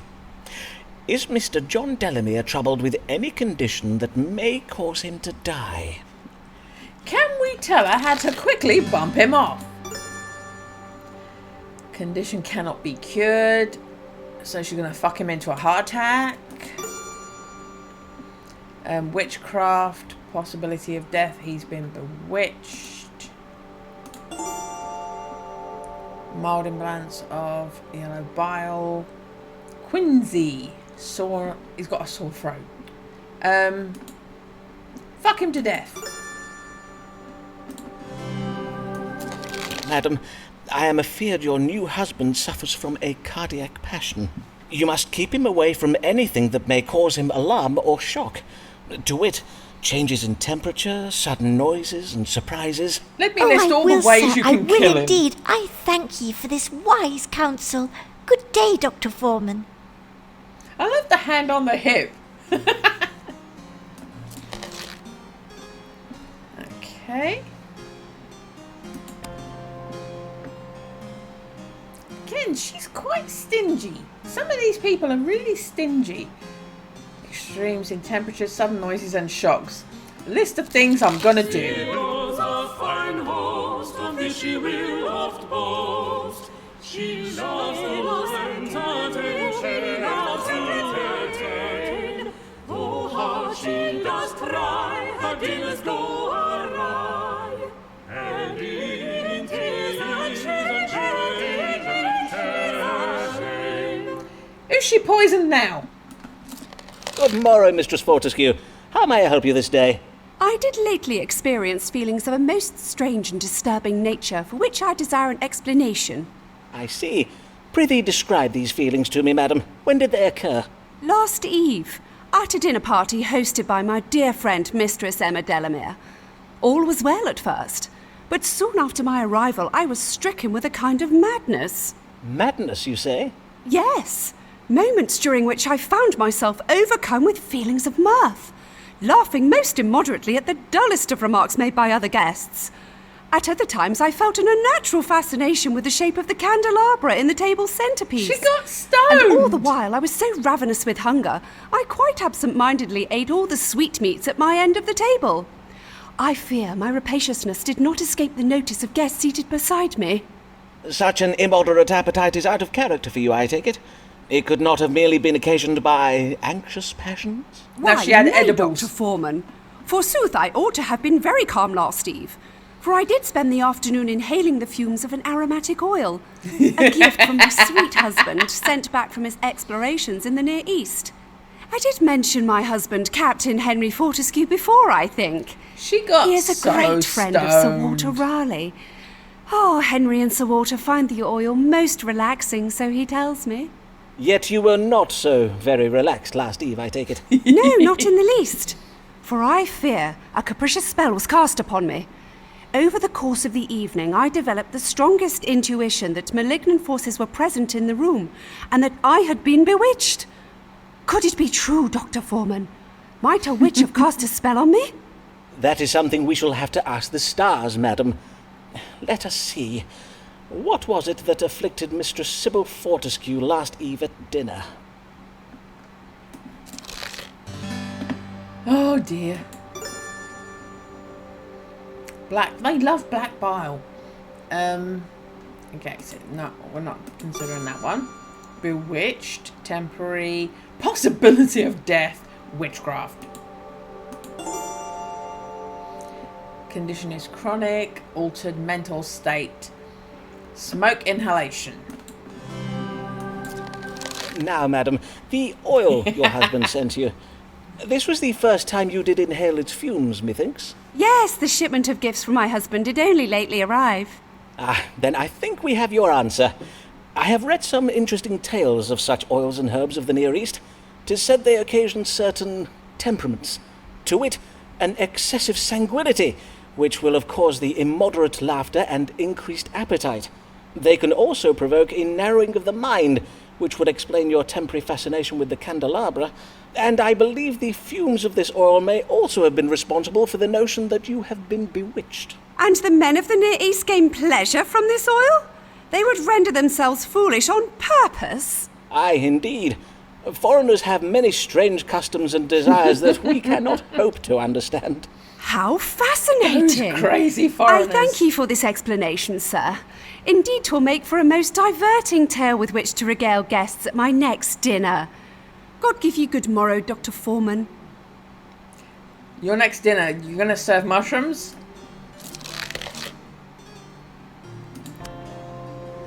Ooh. Getting near to another letter of recommendation. Everyone is crushing on his manservant. I wonder if Dr. Foreman's manservant was ever in the Navy. His arms do appear very strong. Another consultation. Will this one end in bed? Probably. Or will Mistress Allen slap him round the head? Oh, why is she pissed off? Ah, good day, Mistress Allen. What brings you this day? Oh, dear lady, you tremble like a leaf on an autumn day. Aye, for I am most affrighted. But Mr. Allen says he thinks I worry over naught. So I am come to you, for methinks you would. Perchance you may help me. By my troth, pray tell me of this evil that affrightens you, madam, and I shall do all in my power to protect you from it. Yes, evil. Indeed, 'tis the very word for it. I have seen a dark figure prowling outside our house in the night, and once I saw him spying through my window. Who is he? What does he want from me? What am I to do? Her? I see. And you do not recognize his face or any other particulars? The colour of his hair, for You instance? had your particulars No, out? but it's always so dark. But by his silhouette I can tell he is a bony, scrawny little man. Is he verily? But your husband thinks 'tis naught to worry over, you say? Aye, he says the man is doubtless naught but a poor travelling tinker who is merely taking shelter in our garden. 'Twould explain why his figure is so slight, to be sure, but what if he is not a tinker? What if his purpose is more sinister? Aye, indeed. Then let us consult the stars. Who is the man prowling outside the Allen's house in the night, and what is his purpose? Just tell her it's you, you twat. Okay.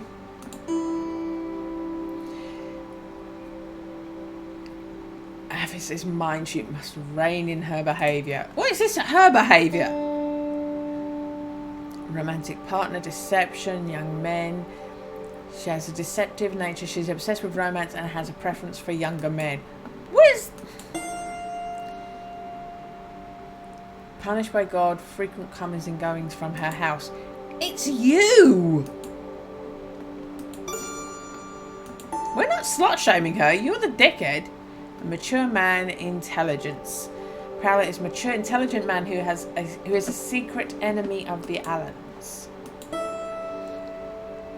Change and sex. Intimate relationship is changing. We'll do that one.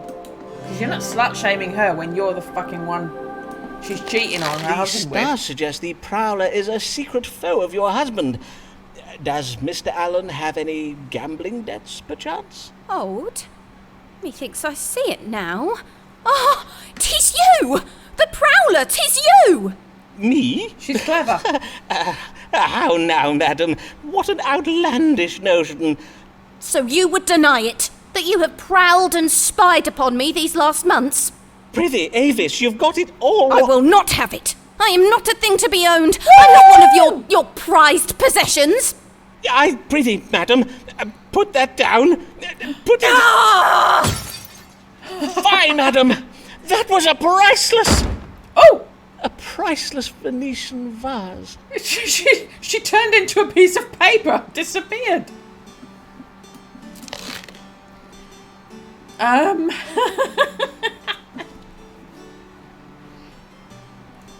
Okay.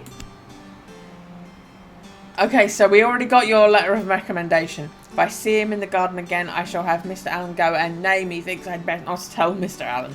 Okay, we've already got our letter of recommendation. Who is this man who has earned such a claim? Late he returned from his conquests in Spain. The streets of You're gonna get your head cut off by Elizabeth. Robert Secretary, that is his name. She's gonna cut your head off for trying to have a rebellion. Good day, sir. How may I... By Jupiter! Can it be He's true? starstruck. Robert Devereux, the Earl of Essex, Lord of Her Majesty's Privy Council, a hero of the Battle of Cadiz. Prithee, calm yourself, Sirrah. Pray, treat me just as you would any other querent. Of course, as it pleases your lordship. But may I say, what a great privilege it is to... may I offer you a... You are the man who had some success treating the plague some years past, are you not? Oh, indeed, my lord. You are very well informed. My strong water did save he many a got Londoner crabs? from a most lamentable death. Then perchance you might have some cunning cure for me as well, for since I am returned to England upon having resolved that small matter in Spain, I find myself afflicted with the most vexing ailment. Oh, but your most glorious capture of the Spanish city of Cadiz was no small matter, my lord. All England talks of nothing else. Why, pamphlets recounting your heroic exploits are sold on every street corner in London. Mayhap they are. He's going to start I having know sex with nothing of you. them. My single-handed victory against the King of Spain was but a trifling affair, and the least I could do for my queen and a grateful nation. But I fear vast riches and the hearts of many a Spanish beauty were not the only things I did capture while I was there. What else did you capture in Spain, my lord? I fear I do not grasp your meaning. Syphilis! If you would kindly show me where upon your body you are... As you see, this Spanish disease I caught has me oozing a most disagreeable substance. Nice. Methinks I have a fair idea of the nature of your affliction, but I must confirm the judgment with a reading of the stars. Let us see, what disease troubles Robert Lord Devereux, the Earl of Essex? Okay. He's literally got crabs.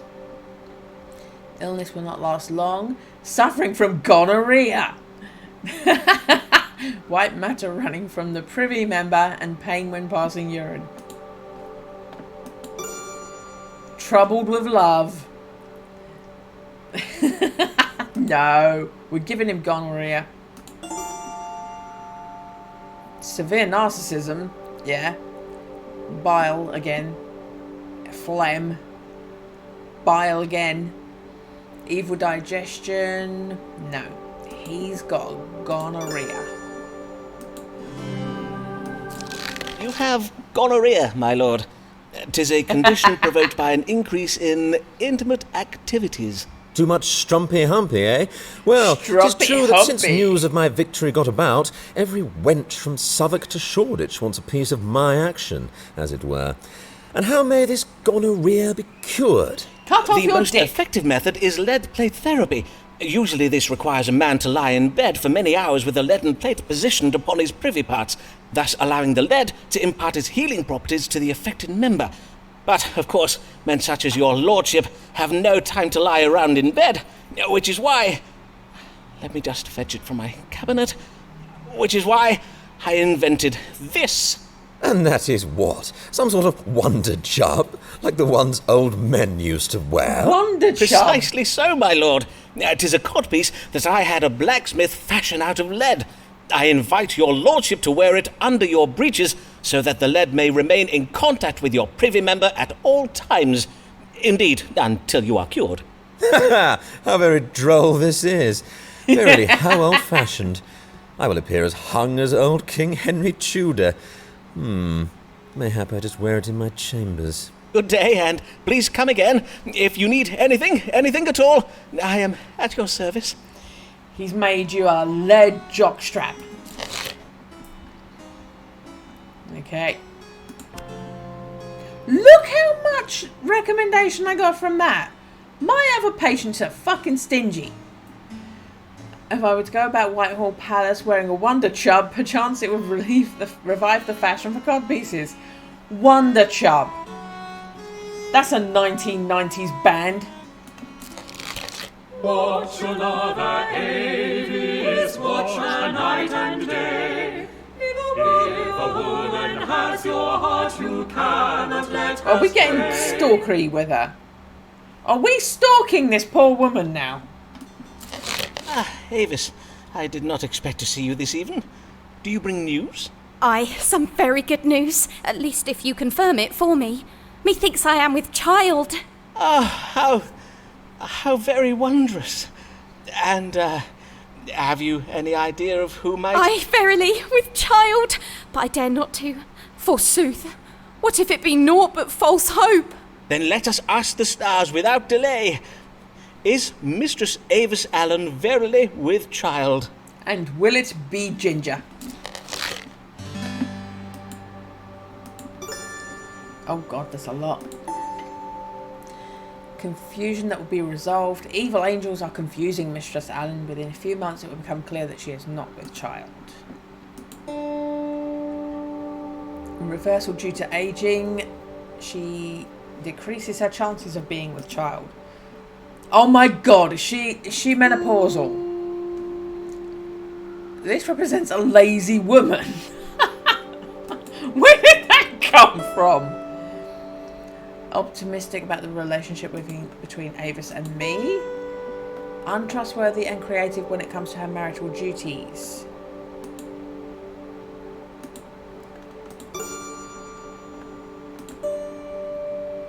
Sudden change in fortune. Death. Is with child, but it will die and she will experience some sudden bad luck, a miscarriage.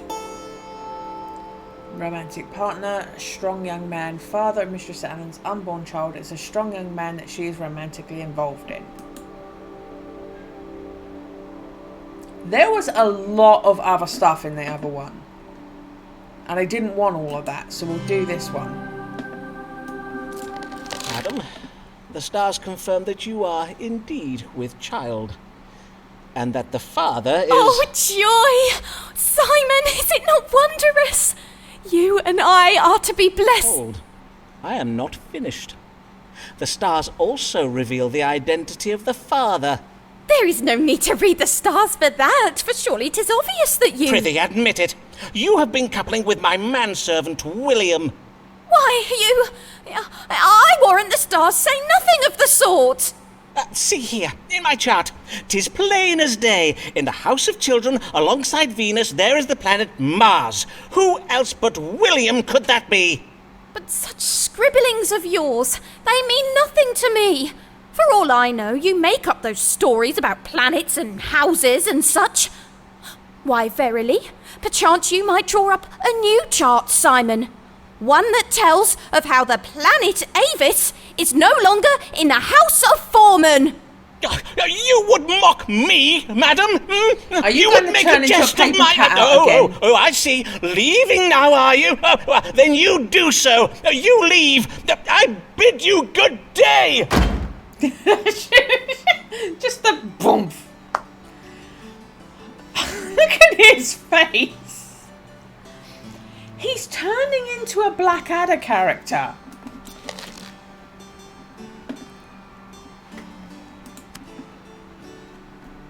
Apparently she's coming back. Simon's jealous fancies. I do not think I can abide them any longer. Rich but not satisfied, mayhap you have not tried this one weird trick for displaying your wealth, by herbs and confections to boost your complexion and pass idle hours tending to your health. Okay, Nicholas Mugg. Good even, sir. Who do I have the pleasure of welcoming to my chambers this day? Nicholas Muggs, sir, proprietor of Muggs Rugs down on Silver Street. Ah, the wig makers. You supply wigs to players, do you not? I have heard tell of your fine work from some of my playhouse querents. I thank ye for your kindness, sir. I do hear you are very skilled at your trade also. For are you not the curer of the plague of '92? Forsooth, I do hope you may cure me as well. For though I do not think I have the plague, whatever I have is doubtless most grave, no matter what my wife thinks. And what is it your wife thinks? It be her mind that I have taken naught but a chilly cold in the head. But 'tis not so, Dr. Foreman, for I ache all over. My throat is grown sore. Are we going to diagnose Tudor man flu? Day and night, you say? Aye, verily. I see. Then let us consult the stars. What does ail Nicholas Mugg?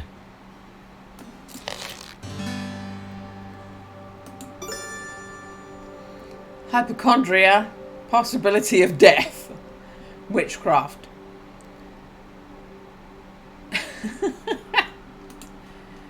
Hypochondria that can kill you. Imbalance of blood, cold in the head, cough. So basically you just have a cold. Stop being a baby.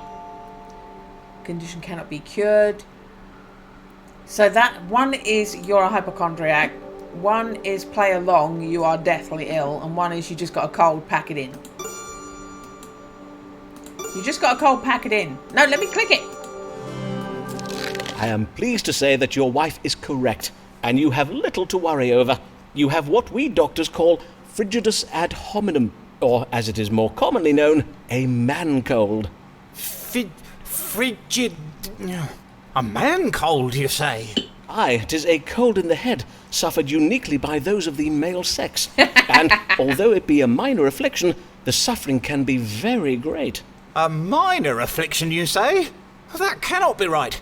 I bid you check the stars again, sir. For see how ill I am, and my throat grows so hoarse I can hardly speak. I think the trouble in your throat may be occasioned by overuse. Perhaps you might try... Stop complaining. Discoursing less. Well, I think you ought to know that I will be seeking a second opinion. As you will, sir. Good day. Okay. So he wanted to be told he was on death's door.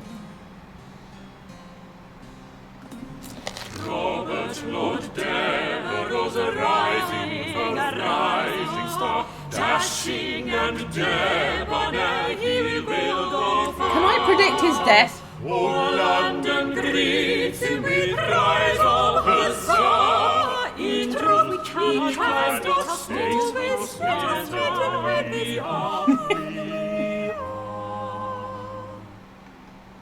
Quite love you. Good day, my lord. How may I do you service? Would it pertain to some thrilling adventure upon which you may soon be embarking? Indeed it does. Sir Walter Raleigh and I did recently come across some intelligence concerning a fleet of Spanish ships that will soon be sailing home from the New World, bearing a goodly cargo of gold.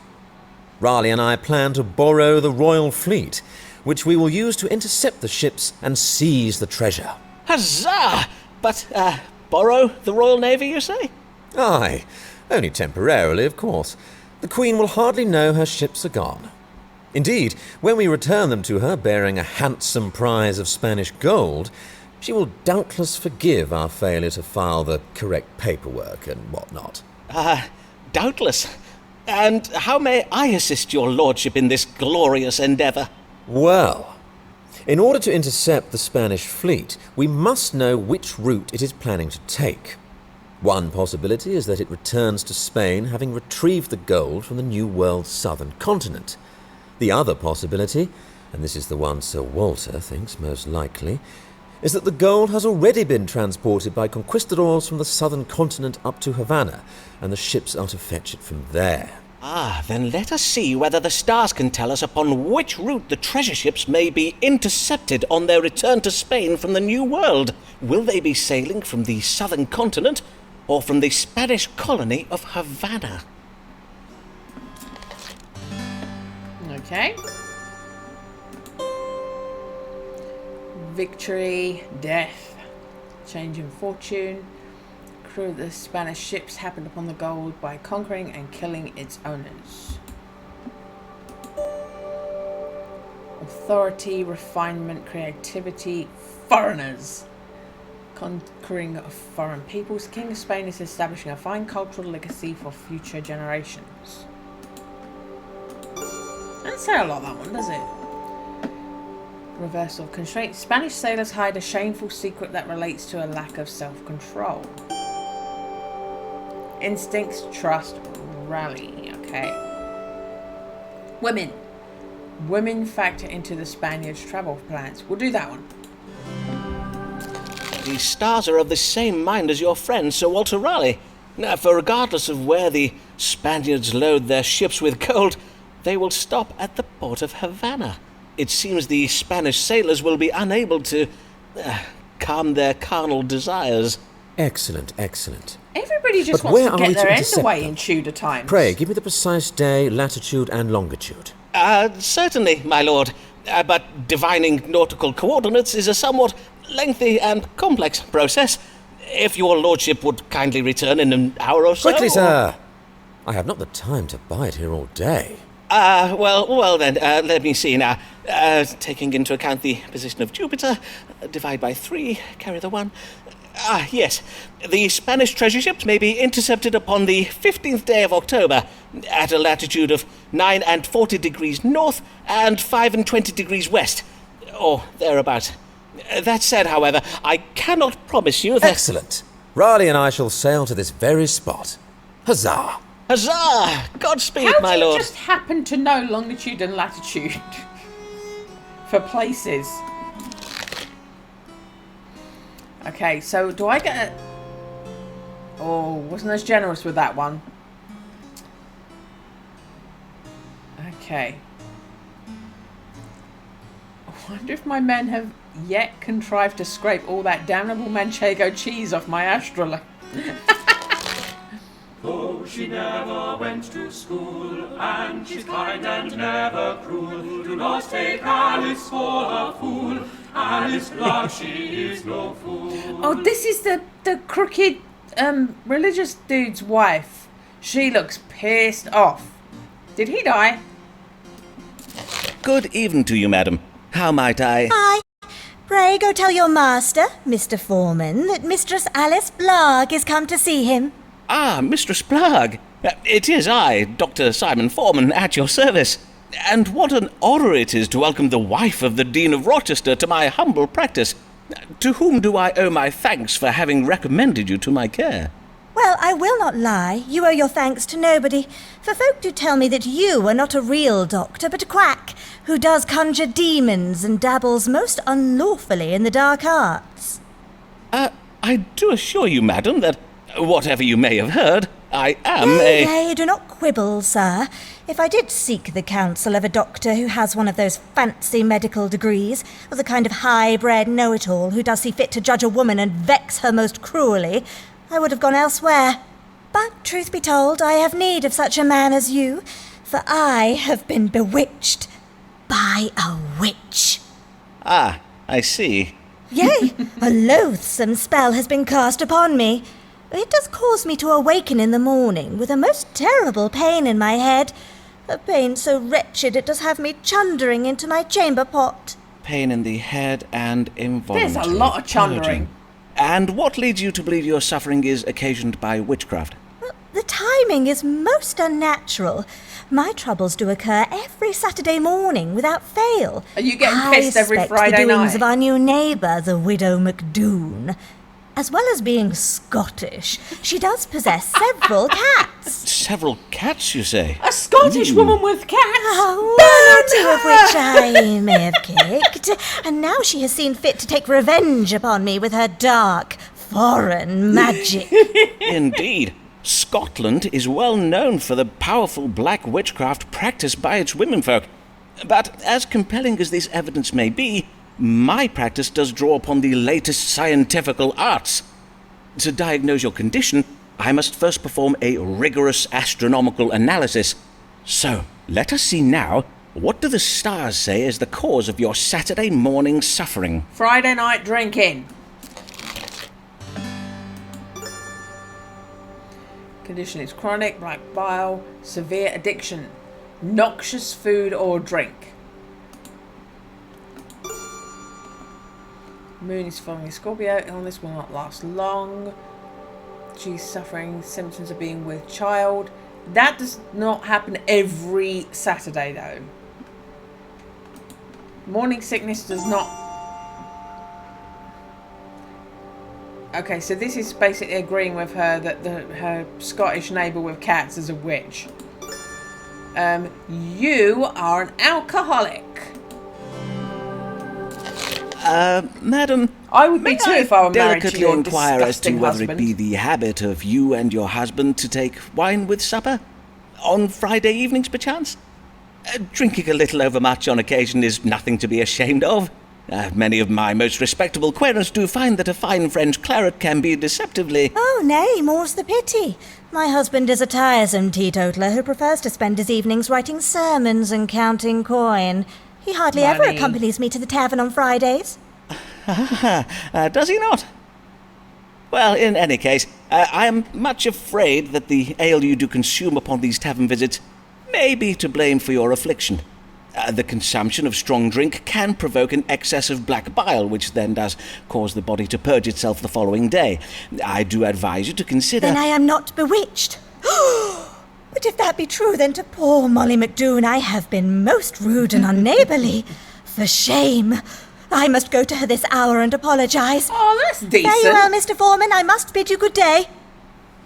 See, her reaction is, oh, I've been a bitch. Everyone else's reaction is, nope, you're wrong. Yay! Okay. I'll invite my Scottish neighbour to take a conciliatory pint of ale with me. Become lesbians! With cats! Beware conspirations, plots and machinations, the schemes of big physic to sell you their wares. Their cures do us violence, but they call it science. They mock our beliefs and belittle our fears. It's an anti-vaxxer from Tudor times. Ah, well met, Mr. Mugg. How fare you since our first consultation? It seems as you were right. Though I was, in sooth, much troubled with the vile disease of, what did you say it was, Fudgipus and Honeyman, I did not die. Frigidus ad hominem. I am most glad to hear it, sir. Indeed, you do look well. Well? Mayhap I look well now, but 'twill not be for long. I have been poisoned. Poisoned? By the saints! Who is the author of this foul deed? My friend George Sprottle, the bookbinder. I did dine with him not 2 hours ago. Ah, I see. A bout of evil digestion. Pray tell, was there turned meat or some such at table? Nay, not meat. 'Twas a pie full of cherries. I had a bite of it afore I knew what I was eating. Cherries, you say? Aye, cherries. And this after I took particular care to give Mistress Sprottle a list of foods I must not eat. I added cherries to the list when I did hear that the Countess of Devonshire has declared against their noxious qualities. The Countess of Devonshire, you say? Noxious qualities, indeed. And now your symptoms, Mr. Mugg. Had you any reaction after eating these cherries? My reaction? Well, I reacted as any man would. I spat them out. And know you what Mr. Sprottle did then, Dr. Foreman? Nay, but pray tell. He did laugh at me. He even called me a dinner-ralphing fusspot. Fie, I may soon be in the grave, thanks to George. Will he still be laughing then? Did you eat the Let stones? us not speculate, shall we, Mr. Mugg? Was it a pie of nothing let but us stones, see what these you stars moron? may tell us. What ails Nicholas Mugg? He's a twat. Unless they broke open the cherry stones and served you that, you're a twit. Mild imbalance. God, he's suffering from cherry poisoning. An imbalance of bile. Splenetic occasioned by rancorous behaviour.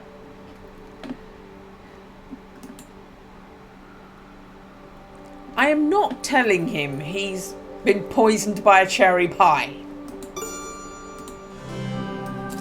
Your condition has been provoked by the rancour you feel toward your host for having ignored your alimentary demands. These feelings have caused your spleen to produce ill humours, which you are presently venting in the form of bilious anger. Hence it will quickly pass. I see. But what of the cherries I ate? Cherries are perfectly safe to eat. Truly, Mr. Mugg, you must abandon these absurd and superstitious notions about the evils of particular fruits and vegetables. Must I? Aye. With the exception of onions, of course. For onions do render a man susceptible to the plague. Onions, verily. I thank you for the warning, Dr. Foreman. I shall add onions to my list. My mum eats raw onions when she's got a cold. All the things he could have chosen. Okay. Countess of Devonshire discoursed upon the evils of onions. I must inquire.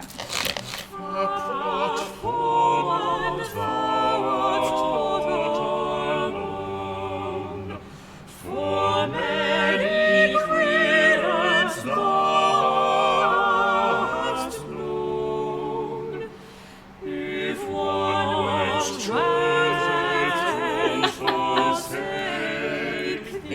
being bitter that she dumped him. Find solace with another lady. She ditched you. William! Ah, there you are.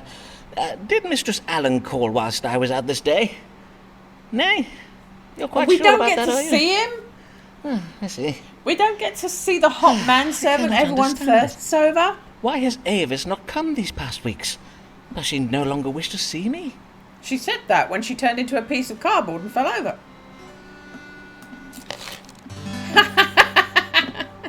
Why does Avis no longer come to see me? She's pregnant and hates you. Reversal due to change in fortune. Reverse of sex, chastity. Reverse of sex, lesbianism. Been deprived of tender favours of late, but my fortune seems to be reversing. I expect to see Avis again soon. Creativity, unpleasantness. Mistress Allen's reluctance to see me is but the legacy of my unpleasant manner towards her in the past, provoked by my suspicious fancies. Well, at least he's blaming himself with that one. Carelessness. She feels she's treated her husband carelessly. Cruelty. It was cruel of Avis to allow me to hope we would one day be together. Constraint and discipline. It's only self-constraint and a sense of duty towards her husband that keeps Avis from calling on me. Not feeling that one. Untrustworthiness, emotions, her feelings cannot be trusted. She harbours romantic feelings towards another man. She doesn't know who's fathered the child she carries. No, we're going for A. So, 'tis the madness of my love that keeps Avis away. My jealous passions and accusations have vexed her, mayhap even caused her fright. When she comes to see me again, for she surely will, by and by, I must remember to be kinder to her, to not plague her with my suspicions. And until Avis does return, well, there are other women in the world, are there not?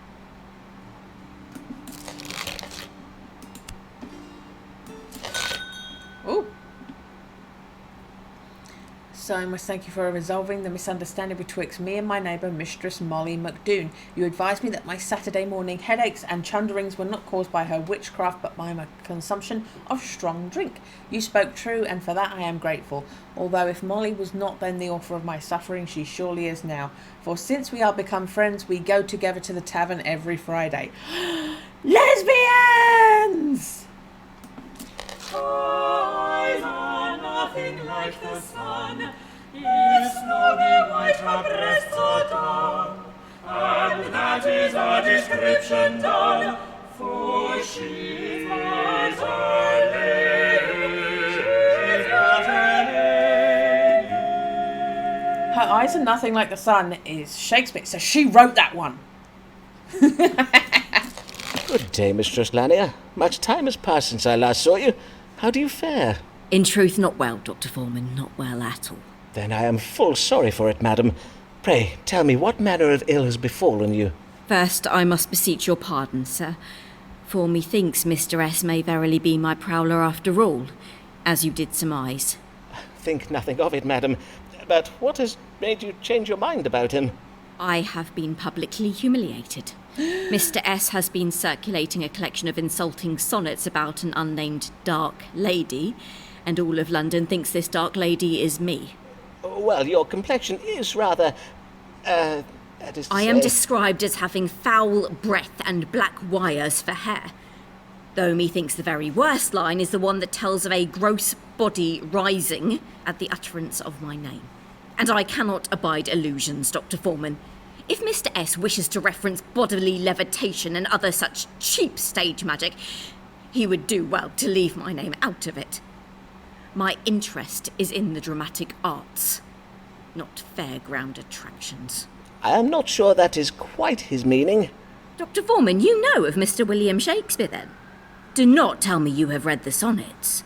Well, I own that I have. But as you did remark, madam, all of London has read them. Oh, I am undone. My professional reputation is now utterly spoiled, for now the whole world will look upon me as naught but Mr. Shakespeare's fancy wench. No longer will they judge me on my own merits. Let us hope it is not as grave as that, madam. Have you discoursed upon the matter with him? Nay, I dare not confront him about it. For we are almost at an end with our work on a play, and I dare not risk it not being staged. Then let us see what the stars advise. What may Mistress Lanier do to restore her professional reputation? Okay.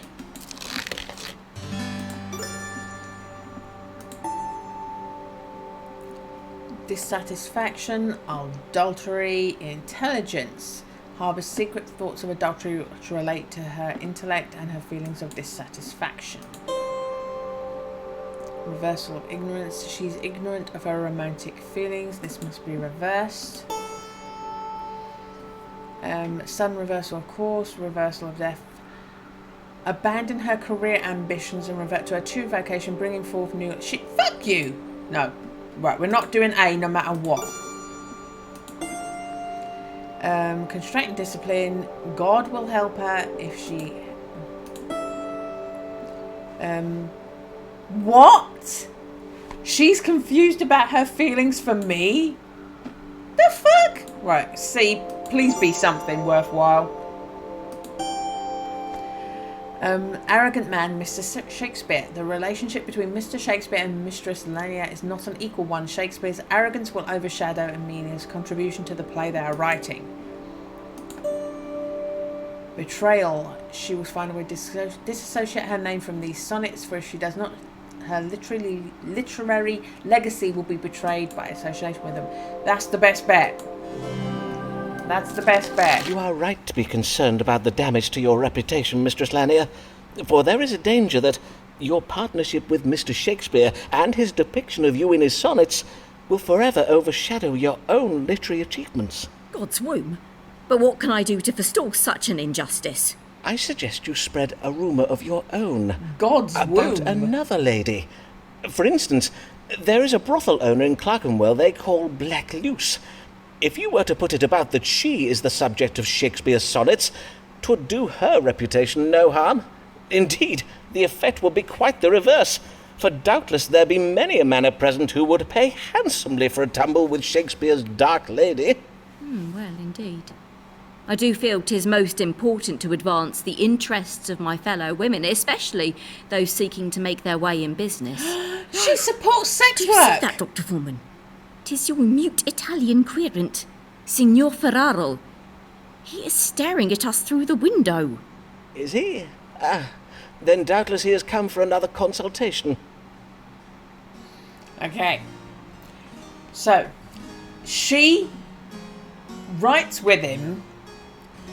She supports sex workers. She speaks Italian and is awesome. We like this woman. Oh. Hello, what are you squeaking for? What are you squeaking for? Are you cheering as well? Topanga likes her as well. Topanga says, I like that lady. Take care of that lady. Okay, I'll do it, Topanga. I will do it. Good girl.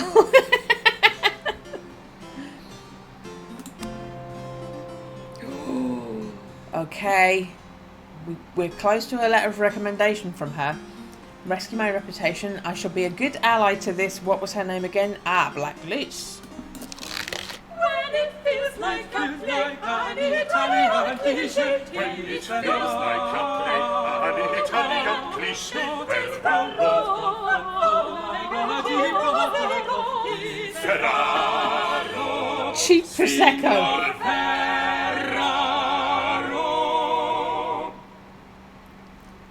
I'd love it if he's actually faking being Italian. Good day, senor, and well met. Tis I, Riccardo Ferraro, come once again to see the great Dottore Simon Foreman. Indeed, I did recognize you, senor. How may I assist you this day? I am ill. I tell you my problems. First problem, I do make a chandar in the morning. Next problems, My belly does swell, and my chest 'tis a most tender to the touch. And now, for the very most terrible of problems. I have the big fears. One moment I do weep, and the next I do curse and gnash my teeth. Pregnant. So, dottore, you tell what ails me, huh? You wanna make a water into this cup? Un momento, I make the water. Nay, not in my... prithee, hold. I'm just going to randomly piss in your coffee. As with our previous consultations, I shall be judging your illness by reading the stars. So, you need not of my... Nay, signor, I have no need of it. Is that a fake Whilst 'tis moustache? true that most physicians do spy and sniff their patients' urine, I find this method of piss-pot diagnosis most imprecise. Indeed, the practice is quite primitive. Piss-pot It is my diagnosis. belief that if medicine is to advance in this modern age, we must all adopt a more scientifical method. I am quite sure history will bear me out on this question. This is scientific method. This reading my diagnosis in the stars? Precisely so. Speaking thereof, perchance we may consult the stars now. What illness troubles Signor Riccardo Ferraro?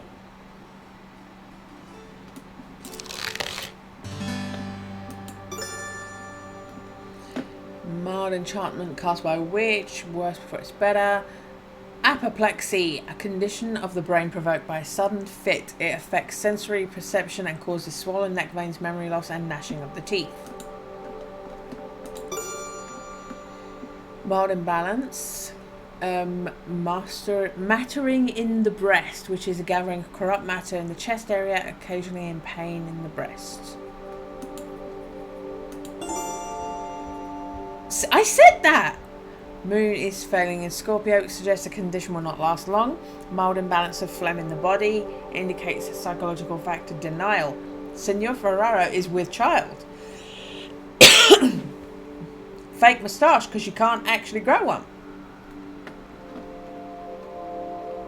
It's what I said before we even did this. He's going to be pissed off and not write me a letter of recommendation, but... This is exceeding strange.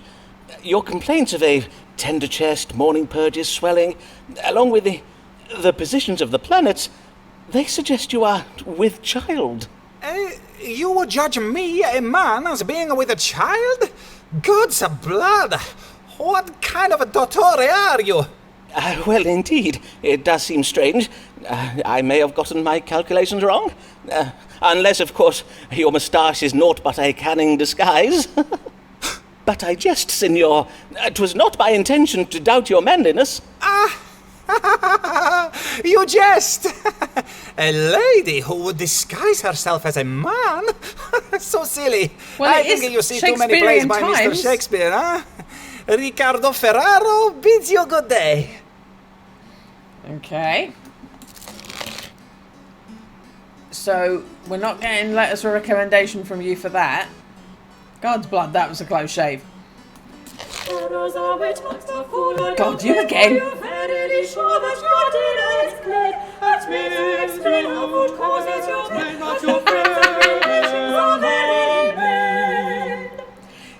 Because the woman we love, Shakespeare's person, Shakespeare's co-writer, she speaks Italian. So she has spoken Italian to him and he's run away. Because he obviously doesn't understand Italian. So he is fake Italian and apparently he is fake man. But we do not misgender on my Twitch. So he is he until he tells us otherwise. I do want to grab another drink though. My juice ran out. Okay.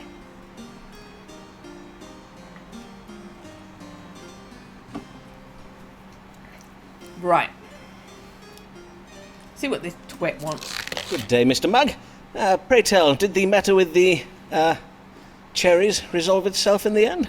Aye, indeed. I did tell my friend, Mr. Sprottle, what you said about how my shouting at him was owing to an upset of bile in my spleen. I also did speak to him on the evils of onions. I think he was most interested. And what may I assist you with this day, Mr. Mugg? I have the spotted fever.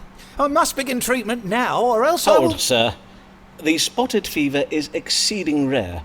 Why would you think you have such a disease? Well, sir, not only am I covered all over in red spots, I have lately taken to chundering, such as are the very symptoms listed in the medical book I did read. I am already taking the treatment Mr. Cogan prescribes, but now I require... You mean to say you have read Thomas Cogan's Haven of Health? Why, that is a most technical book, written for doctors and medical students. How did you come to be reading it? My friend George Sprottle did bind a printing of it in his shop. He kindly let me spy some pages afore 'twas sent up to Cambridge. Oh, but Dr. Foreman, I forget myself. He's Googling his symptoms so you doubtless have not in read Tudor it. times. Mayhap if I ask George nicely. Sir, let us consult the stars and see if they may tell us what ails you.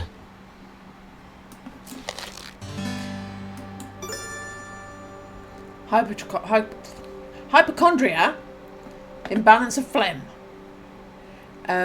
appearance of benign pimples on privy member. He's got dick zits. Evil digestion.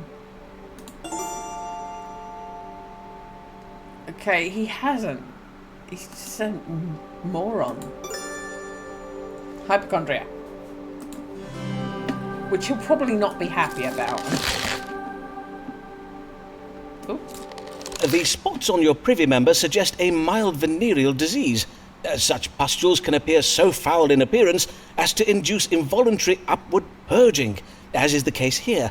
It's also indicated that you suffer from hypochondria. Dr. Foreman, did you not hear me? I said nothing of spots being on my yardle. On my word, I know not why folk even bother with doctors. Not now we have books to consult. One thing more, if you please, Dr. Foreman, for I feel I must give you warning. A great storm is coming. I feel it in my bones, and my bones do always speak true. You would do well to bide indoors at the first sign of wind and rain. God keep you well, Dr. Foreman. Okay. And we've lost some. Now some common folk know how to read. We shall soon have no more need of doctors. Almighty God, thy servant He's not dead then. blood, reach forth thy gracious hand, and slap sense into him. Your wife's a drunk lesbian because you are so unsexy and a greedy twat. That's my song. Do you like it? Good morrow, Dean Blogg. How fare you this day? Well, Dr. Foreman, I must own that I do not fare well. Good. For my recent investments have left me in a rather vexing financial position. Verily, that is ill to hear. Aye, Sir Walter Raleigh's quest for El Dorado failed most woefully. Stop His ships thinking did about return gold with naught but a and few keep sacks of praying. worthless root vegetables. I cannot fathom it. We are Englishmen. We do not eat vegetables. I do wish you had forewarned me, Foreman. Indeed, 'tis a pity the stars were not more forthcoming. Oh, but that is all by the by.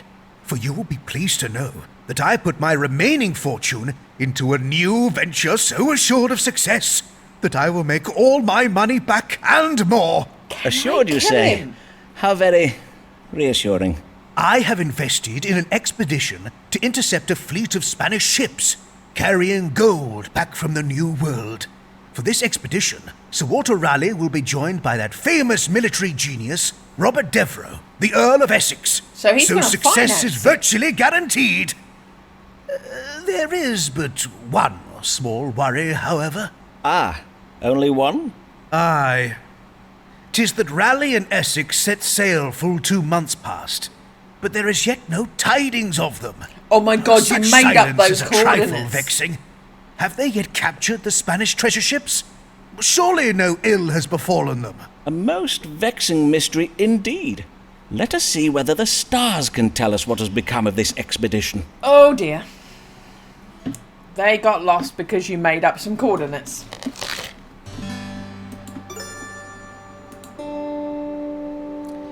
Creativity, laziness. Is a lazy fantasist who indulges in an excess of creative thinking. I like that. Represents time and aging. Angels will vest their blessings upon Blake, but he must be patient. You're lazy, just pray. I like that one. A's very possible. Violence, blood is being shed. Instinct, God has granted Blake good intuition. Domesticity, shines its benevolent light upon... fuck that, I'm not doing that. Untrustworthy authority. Expedition has been endangered by secret information from an untrustworthy authority. Untrustworthy? How very dare the stars throw shade upon my honours thus? My skill in reading navigational coordinates in the stars is unimpeachable. Indicates reversal due to carelessness. Being careless with his financial legacy. Reversal of fortune, backwards transformation. Raleigh and Essex are sailing their ships in the wrong direction and will suffer a reversal of fortune. We are doing A. We're doing A. Aye, forsooth. It is no surprise you have not yet received tidings, for though good angels do guide events in your favour, it will take some time, for they are very aged angels, and as such are tiresome slow. Indeed, 'tis well you are a man adept at creative thinking and partaking of leisurely pursuits, for you will have many hours to fill while you wait. Very wise advice indeed. I have merely to exercise the Christian virtue of patience, and doubtless all will end well. He's remembered he's a Christian. That bloody time. Okay, so we got some recommendation back. Okay, well, he's heard a storm's coming. Everyone's talking about a storm. Why must this wench act so distressed? Don't call her a wench! Mayhap she can't abide a jest.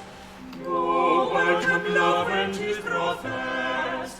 What an ungrateful lady. Did you hit on her? What an ungrateful lady. Did you hit on her? Good day, Mistress Lanier. Pray, come in and take comfort by the fire. The wind is fierce and cold this day. Did you see him this time, Dr. Foreman? He did it again. He ran off the moment he saw me. See who, madam? Your patient, Signor Ferraro. Ah, verily? Indeed, I was expecting him to come for a consultation this day. But he changed his mind and ran off, you say. How very mysterious. Truly, 'tis as if all men are determined to use me ill. Surely not all men, madam. I, for one, remain most devotedly at your service. My dear lady, I do not need to read the stars to see that something grave has befallen you. Pray, tell me what it is. Yesterday I did meet with Mr. Shakespeare to discourse upon our new play, which is to open this week at the theatre in Shoreditch. But though I was determined not to confront him about the sonnets he wrote about me, 'twas difficult to hide the heaviness I did feel in his company. I can well imagine, madam. So then, well, he remarked upon my dark humour, to wit, he said to me, Emilia, your pretty brow does furrow, so I will kiss it smooth. And I sense that you did not receive this well? Indeed I did not. Forsooth, I was so enraged by this, I reversed my flagon of ale full over his head. I love her! Whereon he rose from his stool, declaring I was the most ungrateful and unworthy wench in all of Christendom, and then he flew out of the tavern like a bat from out the gates of hell. A most vivid image, and no doubt most apt. Men who work in playhouses are prone to indulging in such melodrama, of course. Why so many ladies care for such men in preference of those employed in solid, stable professions, I shall never understand. And if only that were all. For this morning I saw a bill advertising our play posted on a wall in my street. It bears his name and not mine. Verily? Surely not. Mayhap there has been some error made. Nay, Dr. Foreman, 'tis no error, for I rushed to the theatre to see what was amiss, but I was refused admittance. Indeed, the player who came to the door denied all knowledge of my collaboration on the play. Methinks Mr. Shakespeare is exacting his petty vengeance upon me for rejecting his sly suit by denying me credit for my work, and he means to deal with me by pretending I do not exist, as if I were a ghost. Or is it he who has become the ghost? In truth, I am not yet sure how that metaphor should work. What monstrous perfidy! Pray tell me what I might do to punish this wretched scribbler. Though I am not adept with a sword, I do have a book that instructs in how to command nefarious spirits. Oh, prithee, sir, I am come not in search of vengeance, but to seek answers. As you know, I have been ill-treated by my husband, and now I am betrayed by Mr. Shakespeare. Pray, read the stars and answer me this, Dr. Foreman. Will I ever be able to trust, even love, a man again? No, be a lesbian. I know two that will welcome you in. Wow, that's a lot. Intelligence, adultery. Amelia secretly wishes to commit adultery with a man of high intelligence. Is this just you convincing her that she should fuck you? Untrustworthy. Amelia's friends have been unworthy of her confidence. Giving to her true feelings. God rewards men who invest time in their friendships with comely women. He's trying to hit on her. Confusion. Relationship betwixt Emma and me is currently warped by confusion. Ignorant of the love she inspires. Oh, God. Has been betrayed by Mr. Shakespeare. Changed to new life in the form of a child. So... Oh, Topanga!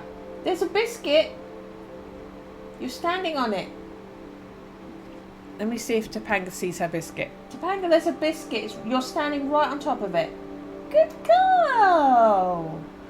Good girl. You got a blueberry biscuit. Is it nice? Good girl, Miss Topanga. Lucky. Yeah, you're lucky. Good girl. Okay. We're back. And Simon's a pig.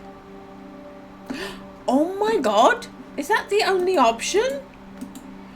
Oh, you bastard! The only option is to hit on her.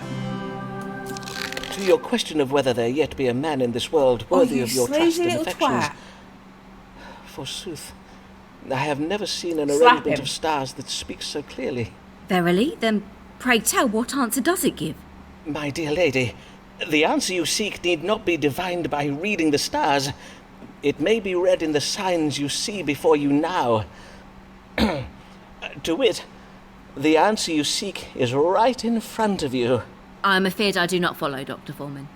'Tis your feather quill, a half-eaten apple, your desk is a little untidy, and I must confess the symbolism in Flemish still-life painting has always quite confounded me. Take a skull, for instance. What sense does a skull make alongside a bowl of... Hello. 'Tis clear to me now. Your face was always hid in shadow, but 'tis you, Mr. Foreman. You are the man who has been prowling me these last months. Dearest, loveliest Amelia, allow me to profess to you my undying admiration for your charms, which are not insignificant. God's womb, et tu, Dr. Foreman. Fie, you of all men to betray me thus. But 'tis true. I now see the answer. For I know now never again to trust a man to guide me. Henceforth, I shall write under my own name, and when there are decisions to be made, I shall take my own counsel and make my own judgments. By the by, methinks I do at last understand that prediction you made for me some years ago, Dr. Foreman. The one about how belief is required if I am to succeed. 'Tis a belief I must hold not in the inevitability of my own personal success, but of the successes of the women who will come after me. Farewell, Dr. Foreman, and clean your desk. Verily, 'tis quite disgusting. Okay, so we're not getting a letter of recommendation for her. Oh, we're never going to see her again. But that was a really happy ending from her. We women will achieve equal treatment even if it takes us 100 years. So I must beseech you not to encourage my husband Nicholas in his fanciful notions. I bid you consider the trouble you are causing our family by emboldening his delusions. Your querent's long-suffering wife, Sarah Mugg. Just smack him. Lancelot Moore is of a great house. Much does depend, much, on his choice of a spouse. He must be well, conflict with wealth, no matter the cost to love and to health.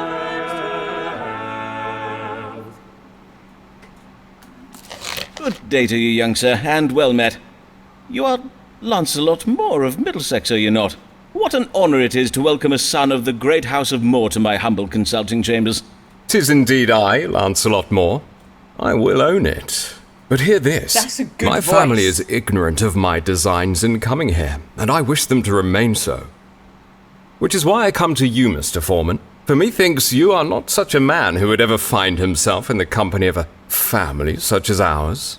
Ah, well, you may count upon my discretion, Mr. Moore. And what is the matter that brings you this day? 'Tis that my family wish me to marry my wretched cousin Barbara. And Why I is take it you everybody would not wish marrying to comply. cousins? Nay, I verily would not. Cousin Barbara is a vile little minx. She loves nothing more than to sport with me and play cruel japes. Last Christmas, she even hid a dead mouse in my mince pie. The lady does seem most spirited. The lady? Spirited. Oh, pish. Cousin Barbara is hardly a lady, for she is not 14 years of age. It is most unnatural to ask a grown man to wed a child. I like him. Indeed it is. 'Tis my belief that in these enlightened times we should consider... Verily, Barbara be damned. My heart belongs to a true woman, not a freckled, scrawny slip of a girl. Condemn Barbara a to hell. full-blossomed woman. A woman, you say? Aye, Marion, my other cousin. Oh, God. I see. Oh, Marion. Can we stop him So breathing? beguiling are her shapely charms. Oh, to lie, if not to die, in Marion's arms. So soft her lips, so sweet her face. Oh, how I yearn for her embrace. In me she hath such passion stirred. Fade to black. But nay, I pray for death and would be martyred if from her I be thus parted. And so you see, you must help me forestall this wretched marriage so that I might wed my sweet cousin Marion. Mr. Foreman? Mr. Foreman? Yes, indeed. Let us see what the stars advise. How might Mr. Moore avoid this marriage to his cousin Barbara?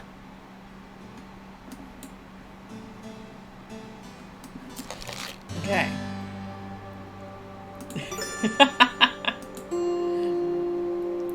Surprising reversal, backlash provoked by sexual intercourse.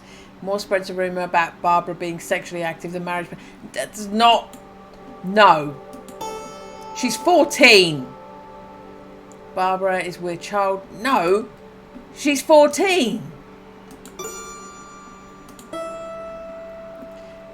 Moore is vain. Appeal to his vanity to induce him to travel abroad.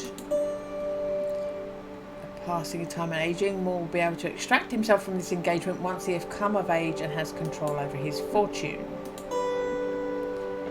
Represents treachery through war. Moore should betray his family by serving his country. He should go to war. B's a possibility. Oh, Capricorn. Unhappy woman, most likely, Barbara. Capricorn. Never stops sucking. It never stops sucking.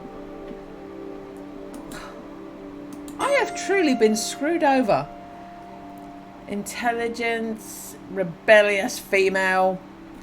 God's aid will come via cousin Barbara, who's both intelligent and rebellious.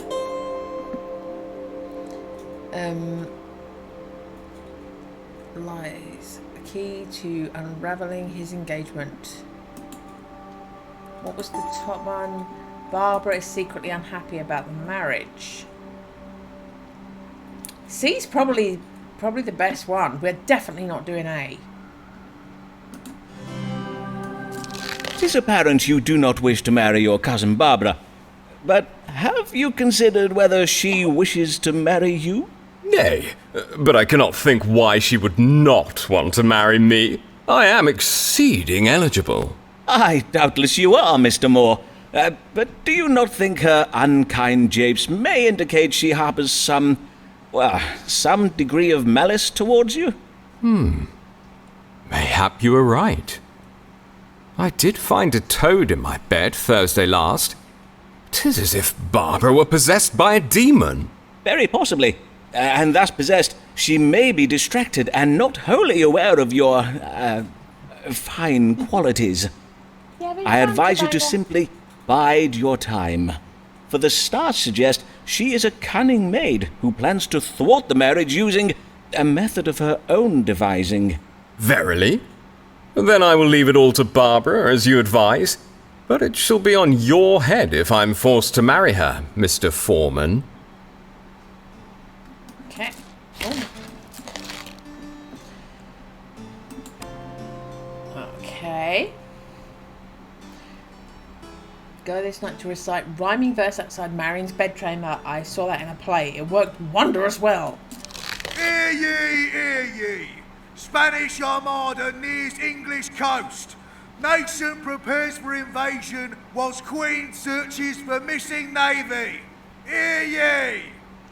As Spanish ships near our shores, the Queen's ground troops prepare for what promises to be a blood-soaked slaughter of Englishmen by continental Catholic savages. With England's coast undefended, experts predict Spanish ships will be sailing up the Thames to London within days. Sources in the royal court say the Queen is more than a little vexed by the absence of the Royal Navy, which experts describe as lost. So, are we rewriting history, or are they going to come back just in time to do a Spanish Armada?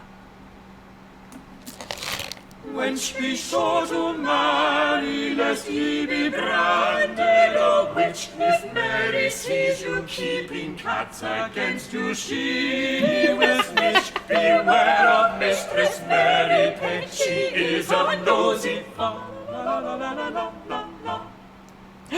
Not a nosy fowl. La la la la la la la la. Blessed even, Dr. Foreman. Mistress Payne, what brings you in such weather? 'Tis most dangerous to be about in it.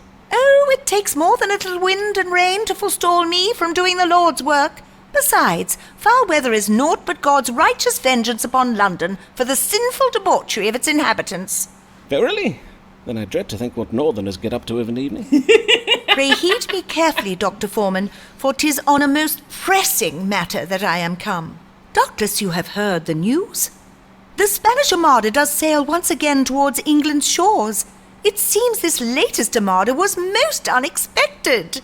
Well, as 'tis oft said, no one expects the Spanish Armada. 'Tis very grave this time, for I have heard tell that our own warships are far away at sea, and with our coasts undefended, a Catholic horde may soon be sailing up the Thames to slay us all.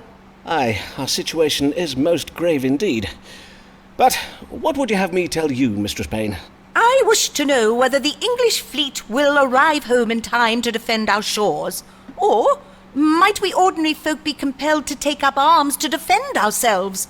Dr. Foreman, are you ready to beat off the Catholics, come what may? Am I ready to beat off the...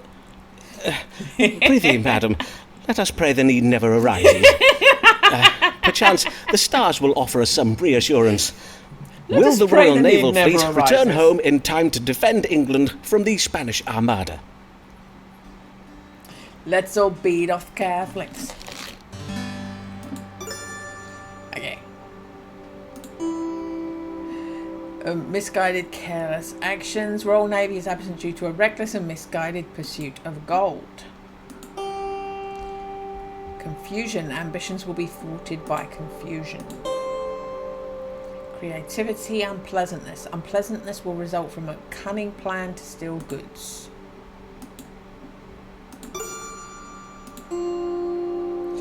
Violence. Mistress Payne must rouse her neighbours to take up arms. Untrustworthy authority. They cannot be trusted to uphold their duty to defend ordinary Englanders.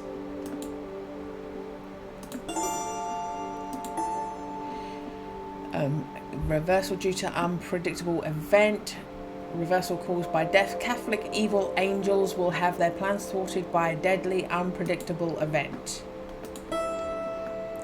Spanish fleet will be delayed due to idleness of their sailors. As I said sailors, I looked down there and saw laziness, and I was sailors.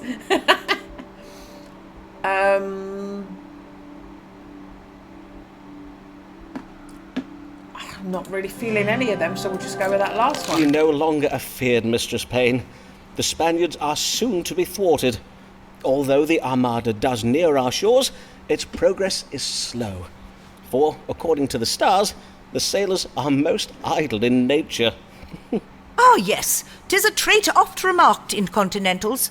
And they will be punished for this sin of sloth, for their lives are soon to be taken by a most deadly event. Glory be! And what nature of event might Very this Christian be? of you. How will England achieve this glorious victory? They're going to load you into sea a battle cannon won and by fire our you at the mighty ship. warships? A triumphant charge of our cavalry brigades? Ah, well, England will use her... let me see now. Ah, yes, these southern continentals will be struck down by England's most terrifying weapon of all, our lamentable weather. Batten down your hatches and wrap up warm, Mistress Payne. A violent storm is coming. Okay, she's chuffed. I am most pleased to hear the news, but if Foreman be wrong, may God forgive him, for I will not. So I must congratulate you on the sterling counsel you gave me in relation to my horrid cousin Barbara, whom my parents did wish me to marry. As you did predict, the wretched little fiend did at length contrive a method for ending our engagement. She has run off with the Earl of Shrewsbury. Your relieved querent, Lancelot Moore Esquire. Okay. Pray take care, for say did you hear what the Countess says about peace? They corrupt your humours and cause cancer tumors, so doubtless they're causing your current disease. Good morrow, Mr. Mugg. Back again so soon.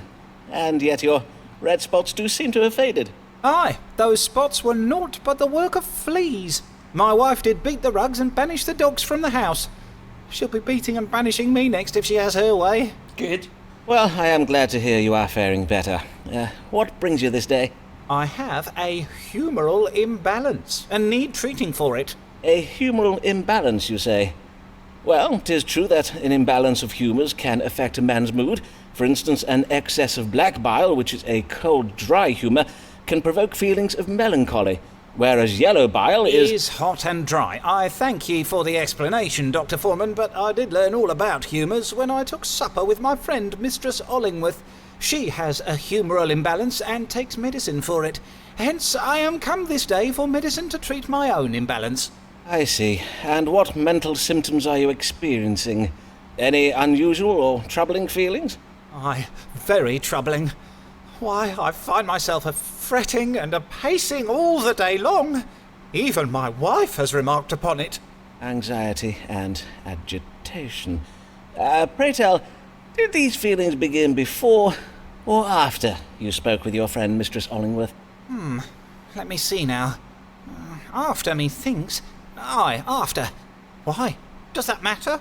Yes, quite possibly. But let us see what these stars do have to say. What humoral imbalance does ail my querent, Nicholas Mugg?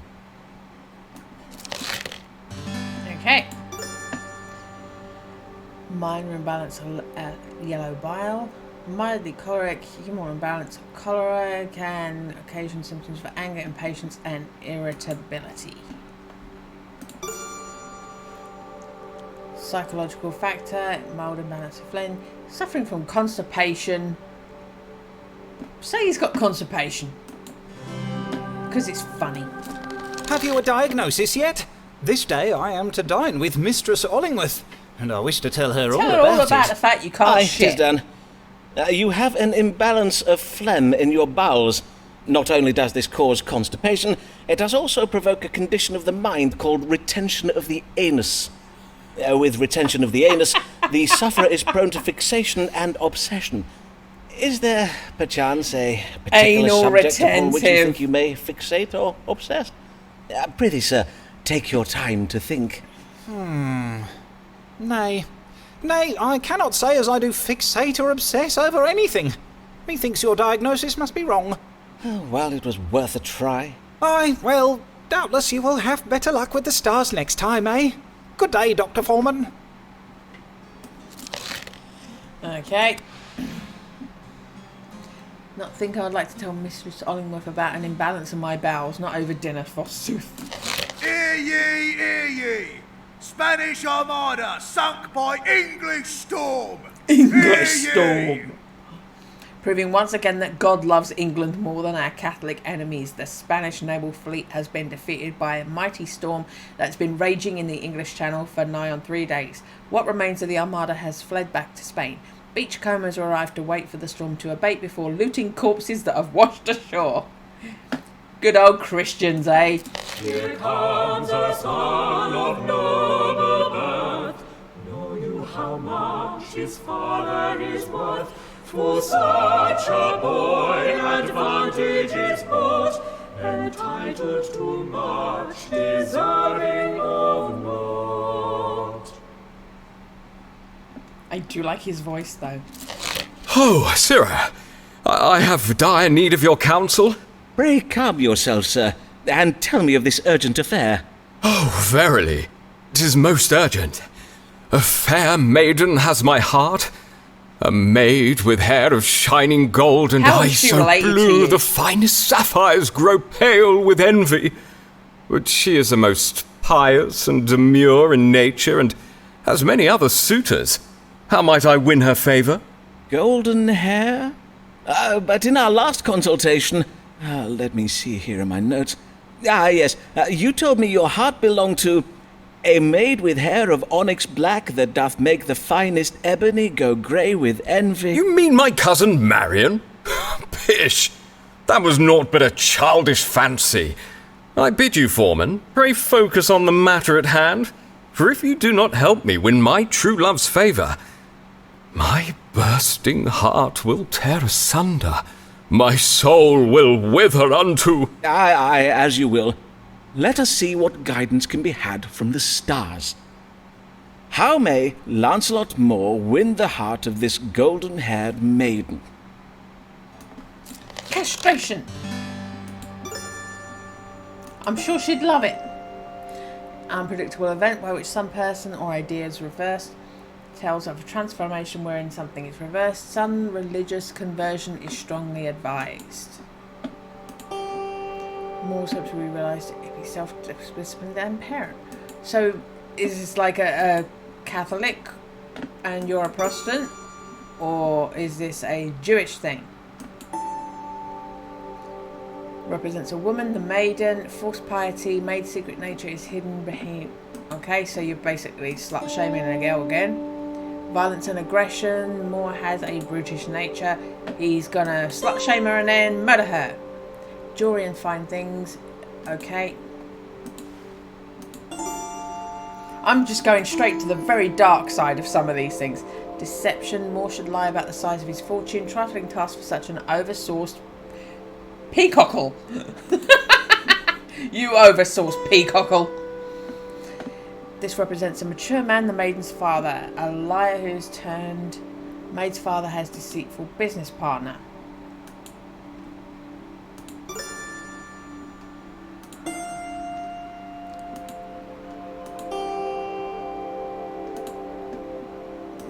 that one's probably the least offensive. It would seem the lady is a modest and pious maid, for the stars urge you to exercise patience and restraint.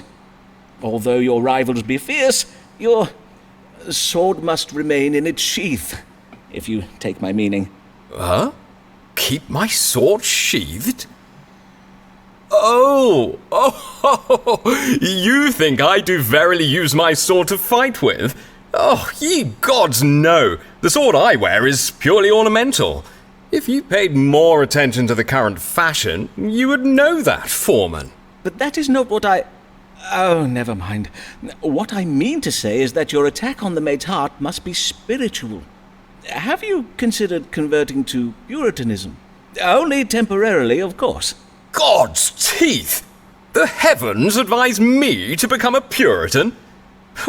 In truth, this is ill to hear, for black is not a becoming colour on my person. Still, the stars do speak truth about my love, for she does oft prattle on about sin and hellfire. Oh, you love her so Good much. day to you, but she Foreman. prattles I on. must go at once to my tailor to be fitted for the latest and most loathsome Puritan fashions. Okay. Thoroughly, I will impress the maiden with my Puritanism that she will fall into my arms like a halfpenny strumpet. Alice but she likes a drink. She does care not what you think. Her head may end up down the sink, but Alice cares not what you think. Ah, drunk lesbian's back! Good day, Mistress Black. What brings you? Oh, Dr. Foreman, I have worked myself into such a state that I have urgent need of you. Oh, you have you? Well then, let me just, Yea, I have urgent need of your counsel. I am certain that my husband Blarg is hiding a shameful secret from me. As you doubtless did note from my flushedness of face and heaving of bosom, I burn with the fever of suspicion and curiosity. Kill him! Indeed, I did remark a fever upon your person, and wish fervently that I may bring it to a speedy resolution. Let us see. What is this secret that your husband Thomas Blarg hides from you? That he is a money-grabbing git. You should kill him. I really want this man dead. It appears that Aris is to inherit wealth one day. Kill him! Frugality and patience, Alice's husband serves his wife and family well through the frugal management of their affairs. So he keeps making a shit ton of money and he gives them fuck all. Kill him. Inherit all his money and make a lesbian bar. Authority, intelligence. Well, yeah, very Alice impressed by him. Oh my god, are you hitting on her? Can he not hit on every woman? Sudden change in fortune, transformation. Secret relates to a sudden transformation in fortune. Surely this refers to the Spanish treasures expedition Alice's husband invested in, but would it be right to reveal what I know to Alice? Misguided man, carelessness and misdirected optimism. Her husband has been carelessly optimistic with the finances. Reversal called by confusion. Her husband's business instincts are misdirected.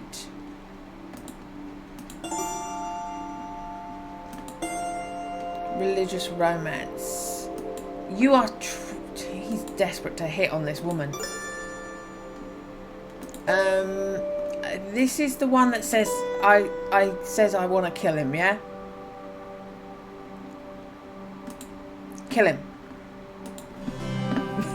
Inherit his money. Kill him. Cease your agitations and tribulations, dear woman. You doubt your husband wrongfully, for he is a paragon of discipline and virtue and hides no secret shame. Be glad, he hides a lot of money, for Thomas though. Blarg's careful management of the family finances will one day make you a wealthy widow. And now, while we're on the topic of shameful secrets, perchance we may... Huzzah! By my honour, it is... Stebby, Stebby, Stebby!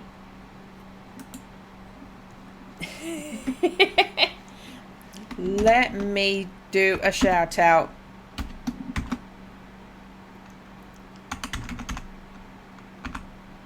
I'm going to write this wrong, aren't I?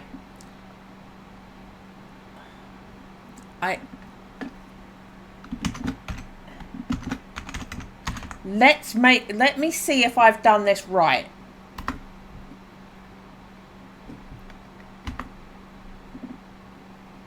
Yes, I did. Okay. That is my actual real life friend. I'm never sure about the underscores.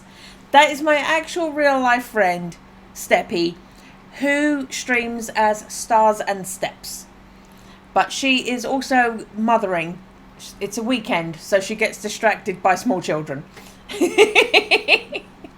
But thank you for the resub, my lovely.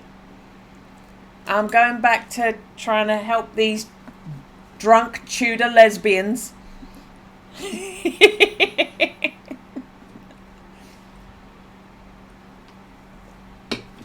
Okay. Excellent. Well, my suspicions are unfounded. I will now hasten to the thirsty fish to fate this wondrous news. The lesbian bar's called the Thirsty Fish. I love it. Okay, she's pleased. Okay. Husband, if my husband be frugal, it explains why he's always telling me to order fewer bottles of wine. Alas for little lamb, she's killed another one. Since she was made alive, she has much to mourn. Tis vexing, tis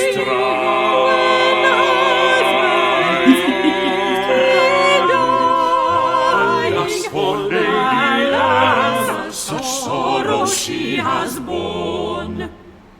We need to fix her up with a man we can't stand so she can kill him.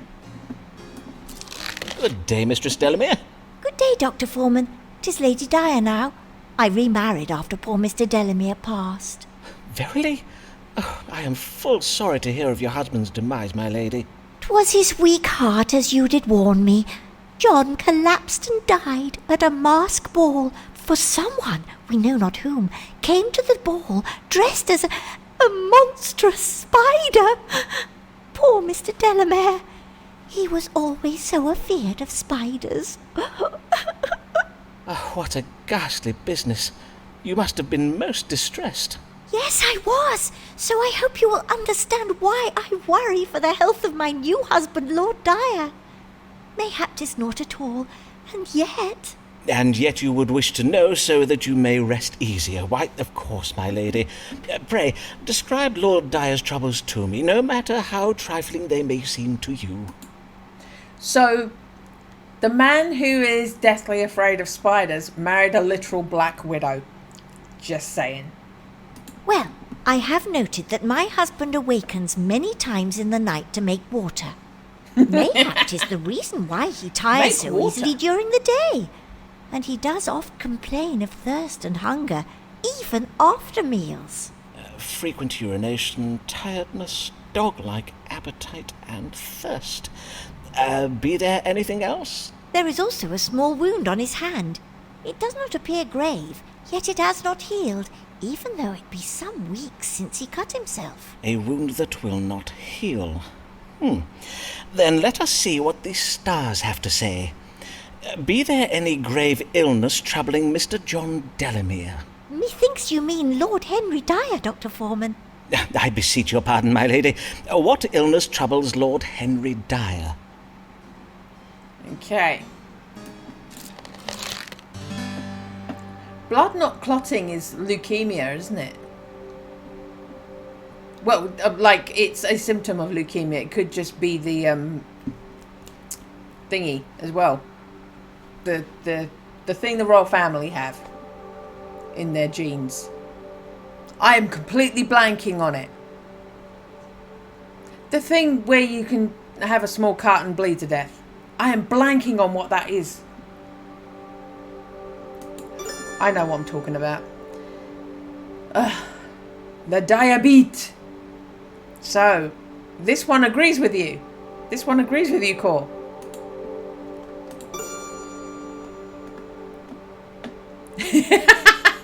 Witchcraft, death. Okay. Deficiency of yellow bile, mild imbalance of blood, gangrene in the hand.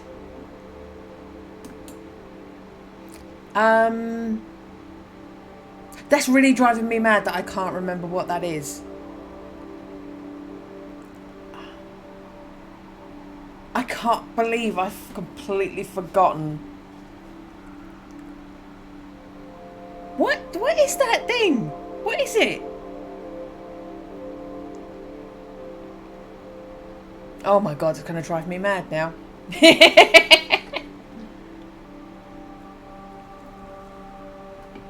Okay, we're gonna go with the diabetes.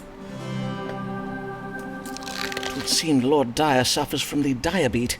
'Tis a grave case of it, I am afeard. God mend me. Then how am I to keep my husband from dying of it? Well, the consumption of lettuce seeds and barley water can help. Lettuce and you seeds! must not allow him to take honey or sweetmeats. In truth, I am a little concerned about the wound on his lordship's hand, though it be minor. 'Tis the diabetes that prevents it from healing. Oh, then what should be done about it? Take Lord Dyer to a barber surgeon, where he may have leeches applied to his wound. This will draw out the corrupt blood to hasten the healing. Leeches help somebody but prithee, who be sure can't that your stop husband bleeding. never cuts himself again. For the corruption of blood such cuts occasion in a sufferer of the diabetes, well, they oftentimes prove fatal. Oh, then I shall do precisely as you advised, Dr. Foreman. I thank ye heartily, sir. Good day. She's gonna cut him with a piece of sugar. Okay. We're 20 away from our letter of recommendation. Honey, sweetmeats, cuts. She's gonna cut him on a piece of honeycomb. Here comes Davy's Alan. She must have fallen still. She's back. Why else would she have come here? Mayhap she's gravely ill.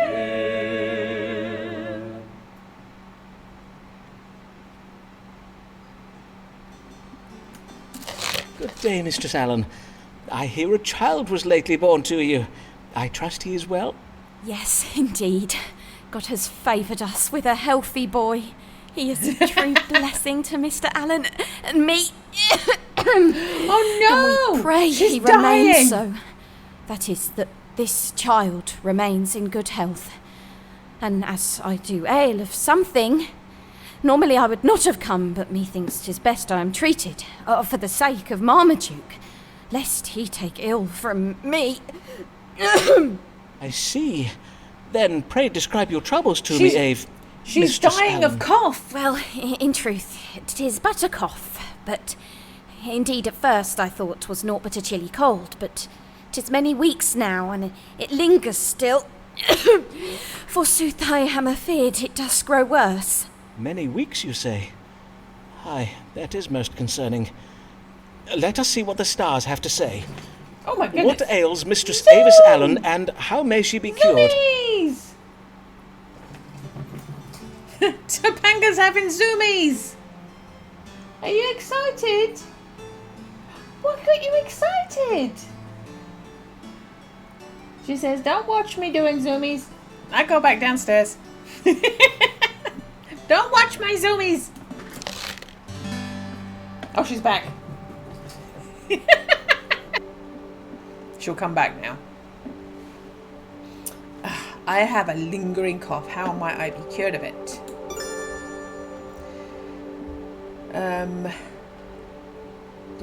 Mild deficiency of blood and body. Mattering in the breast. Okay. Witchcraft. She's been bewitched. Well, one of them is an actual medical thing, and one of them is just spooky. Before I complete my judgment, madam, I must ask a question of medical relevance. Who is the true father of your... God mend me, Simon! You would plague me with your suspicious fancies even now, in my very hour of need. Have you no thought for my son and my... I am full sick of your jealous delusions. Oh, verily, I should never have come. I will bid ye good day now, Simon. But would you not wish to know what ails you? I would. Which is why I will be finding myself another doctor. And she's turned into a cardboard cutout again. Okay. It's my birthday! Well, I'm not in 1598, but that's my birthday! Okay. Oh, that's the last time we see her. Oh, unless she comes back as a fake Italian man.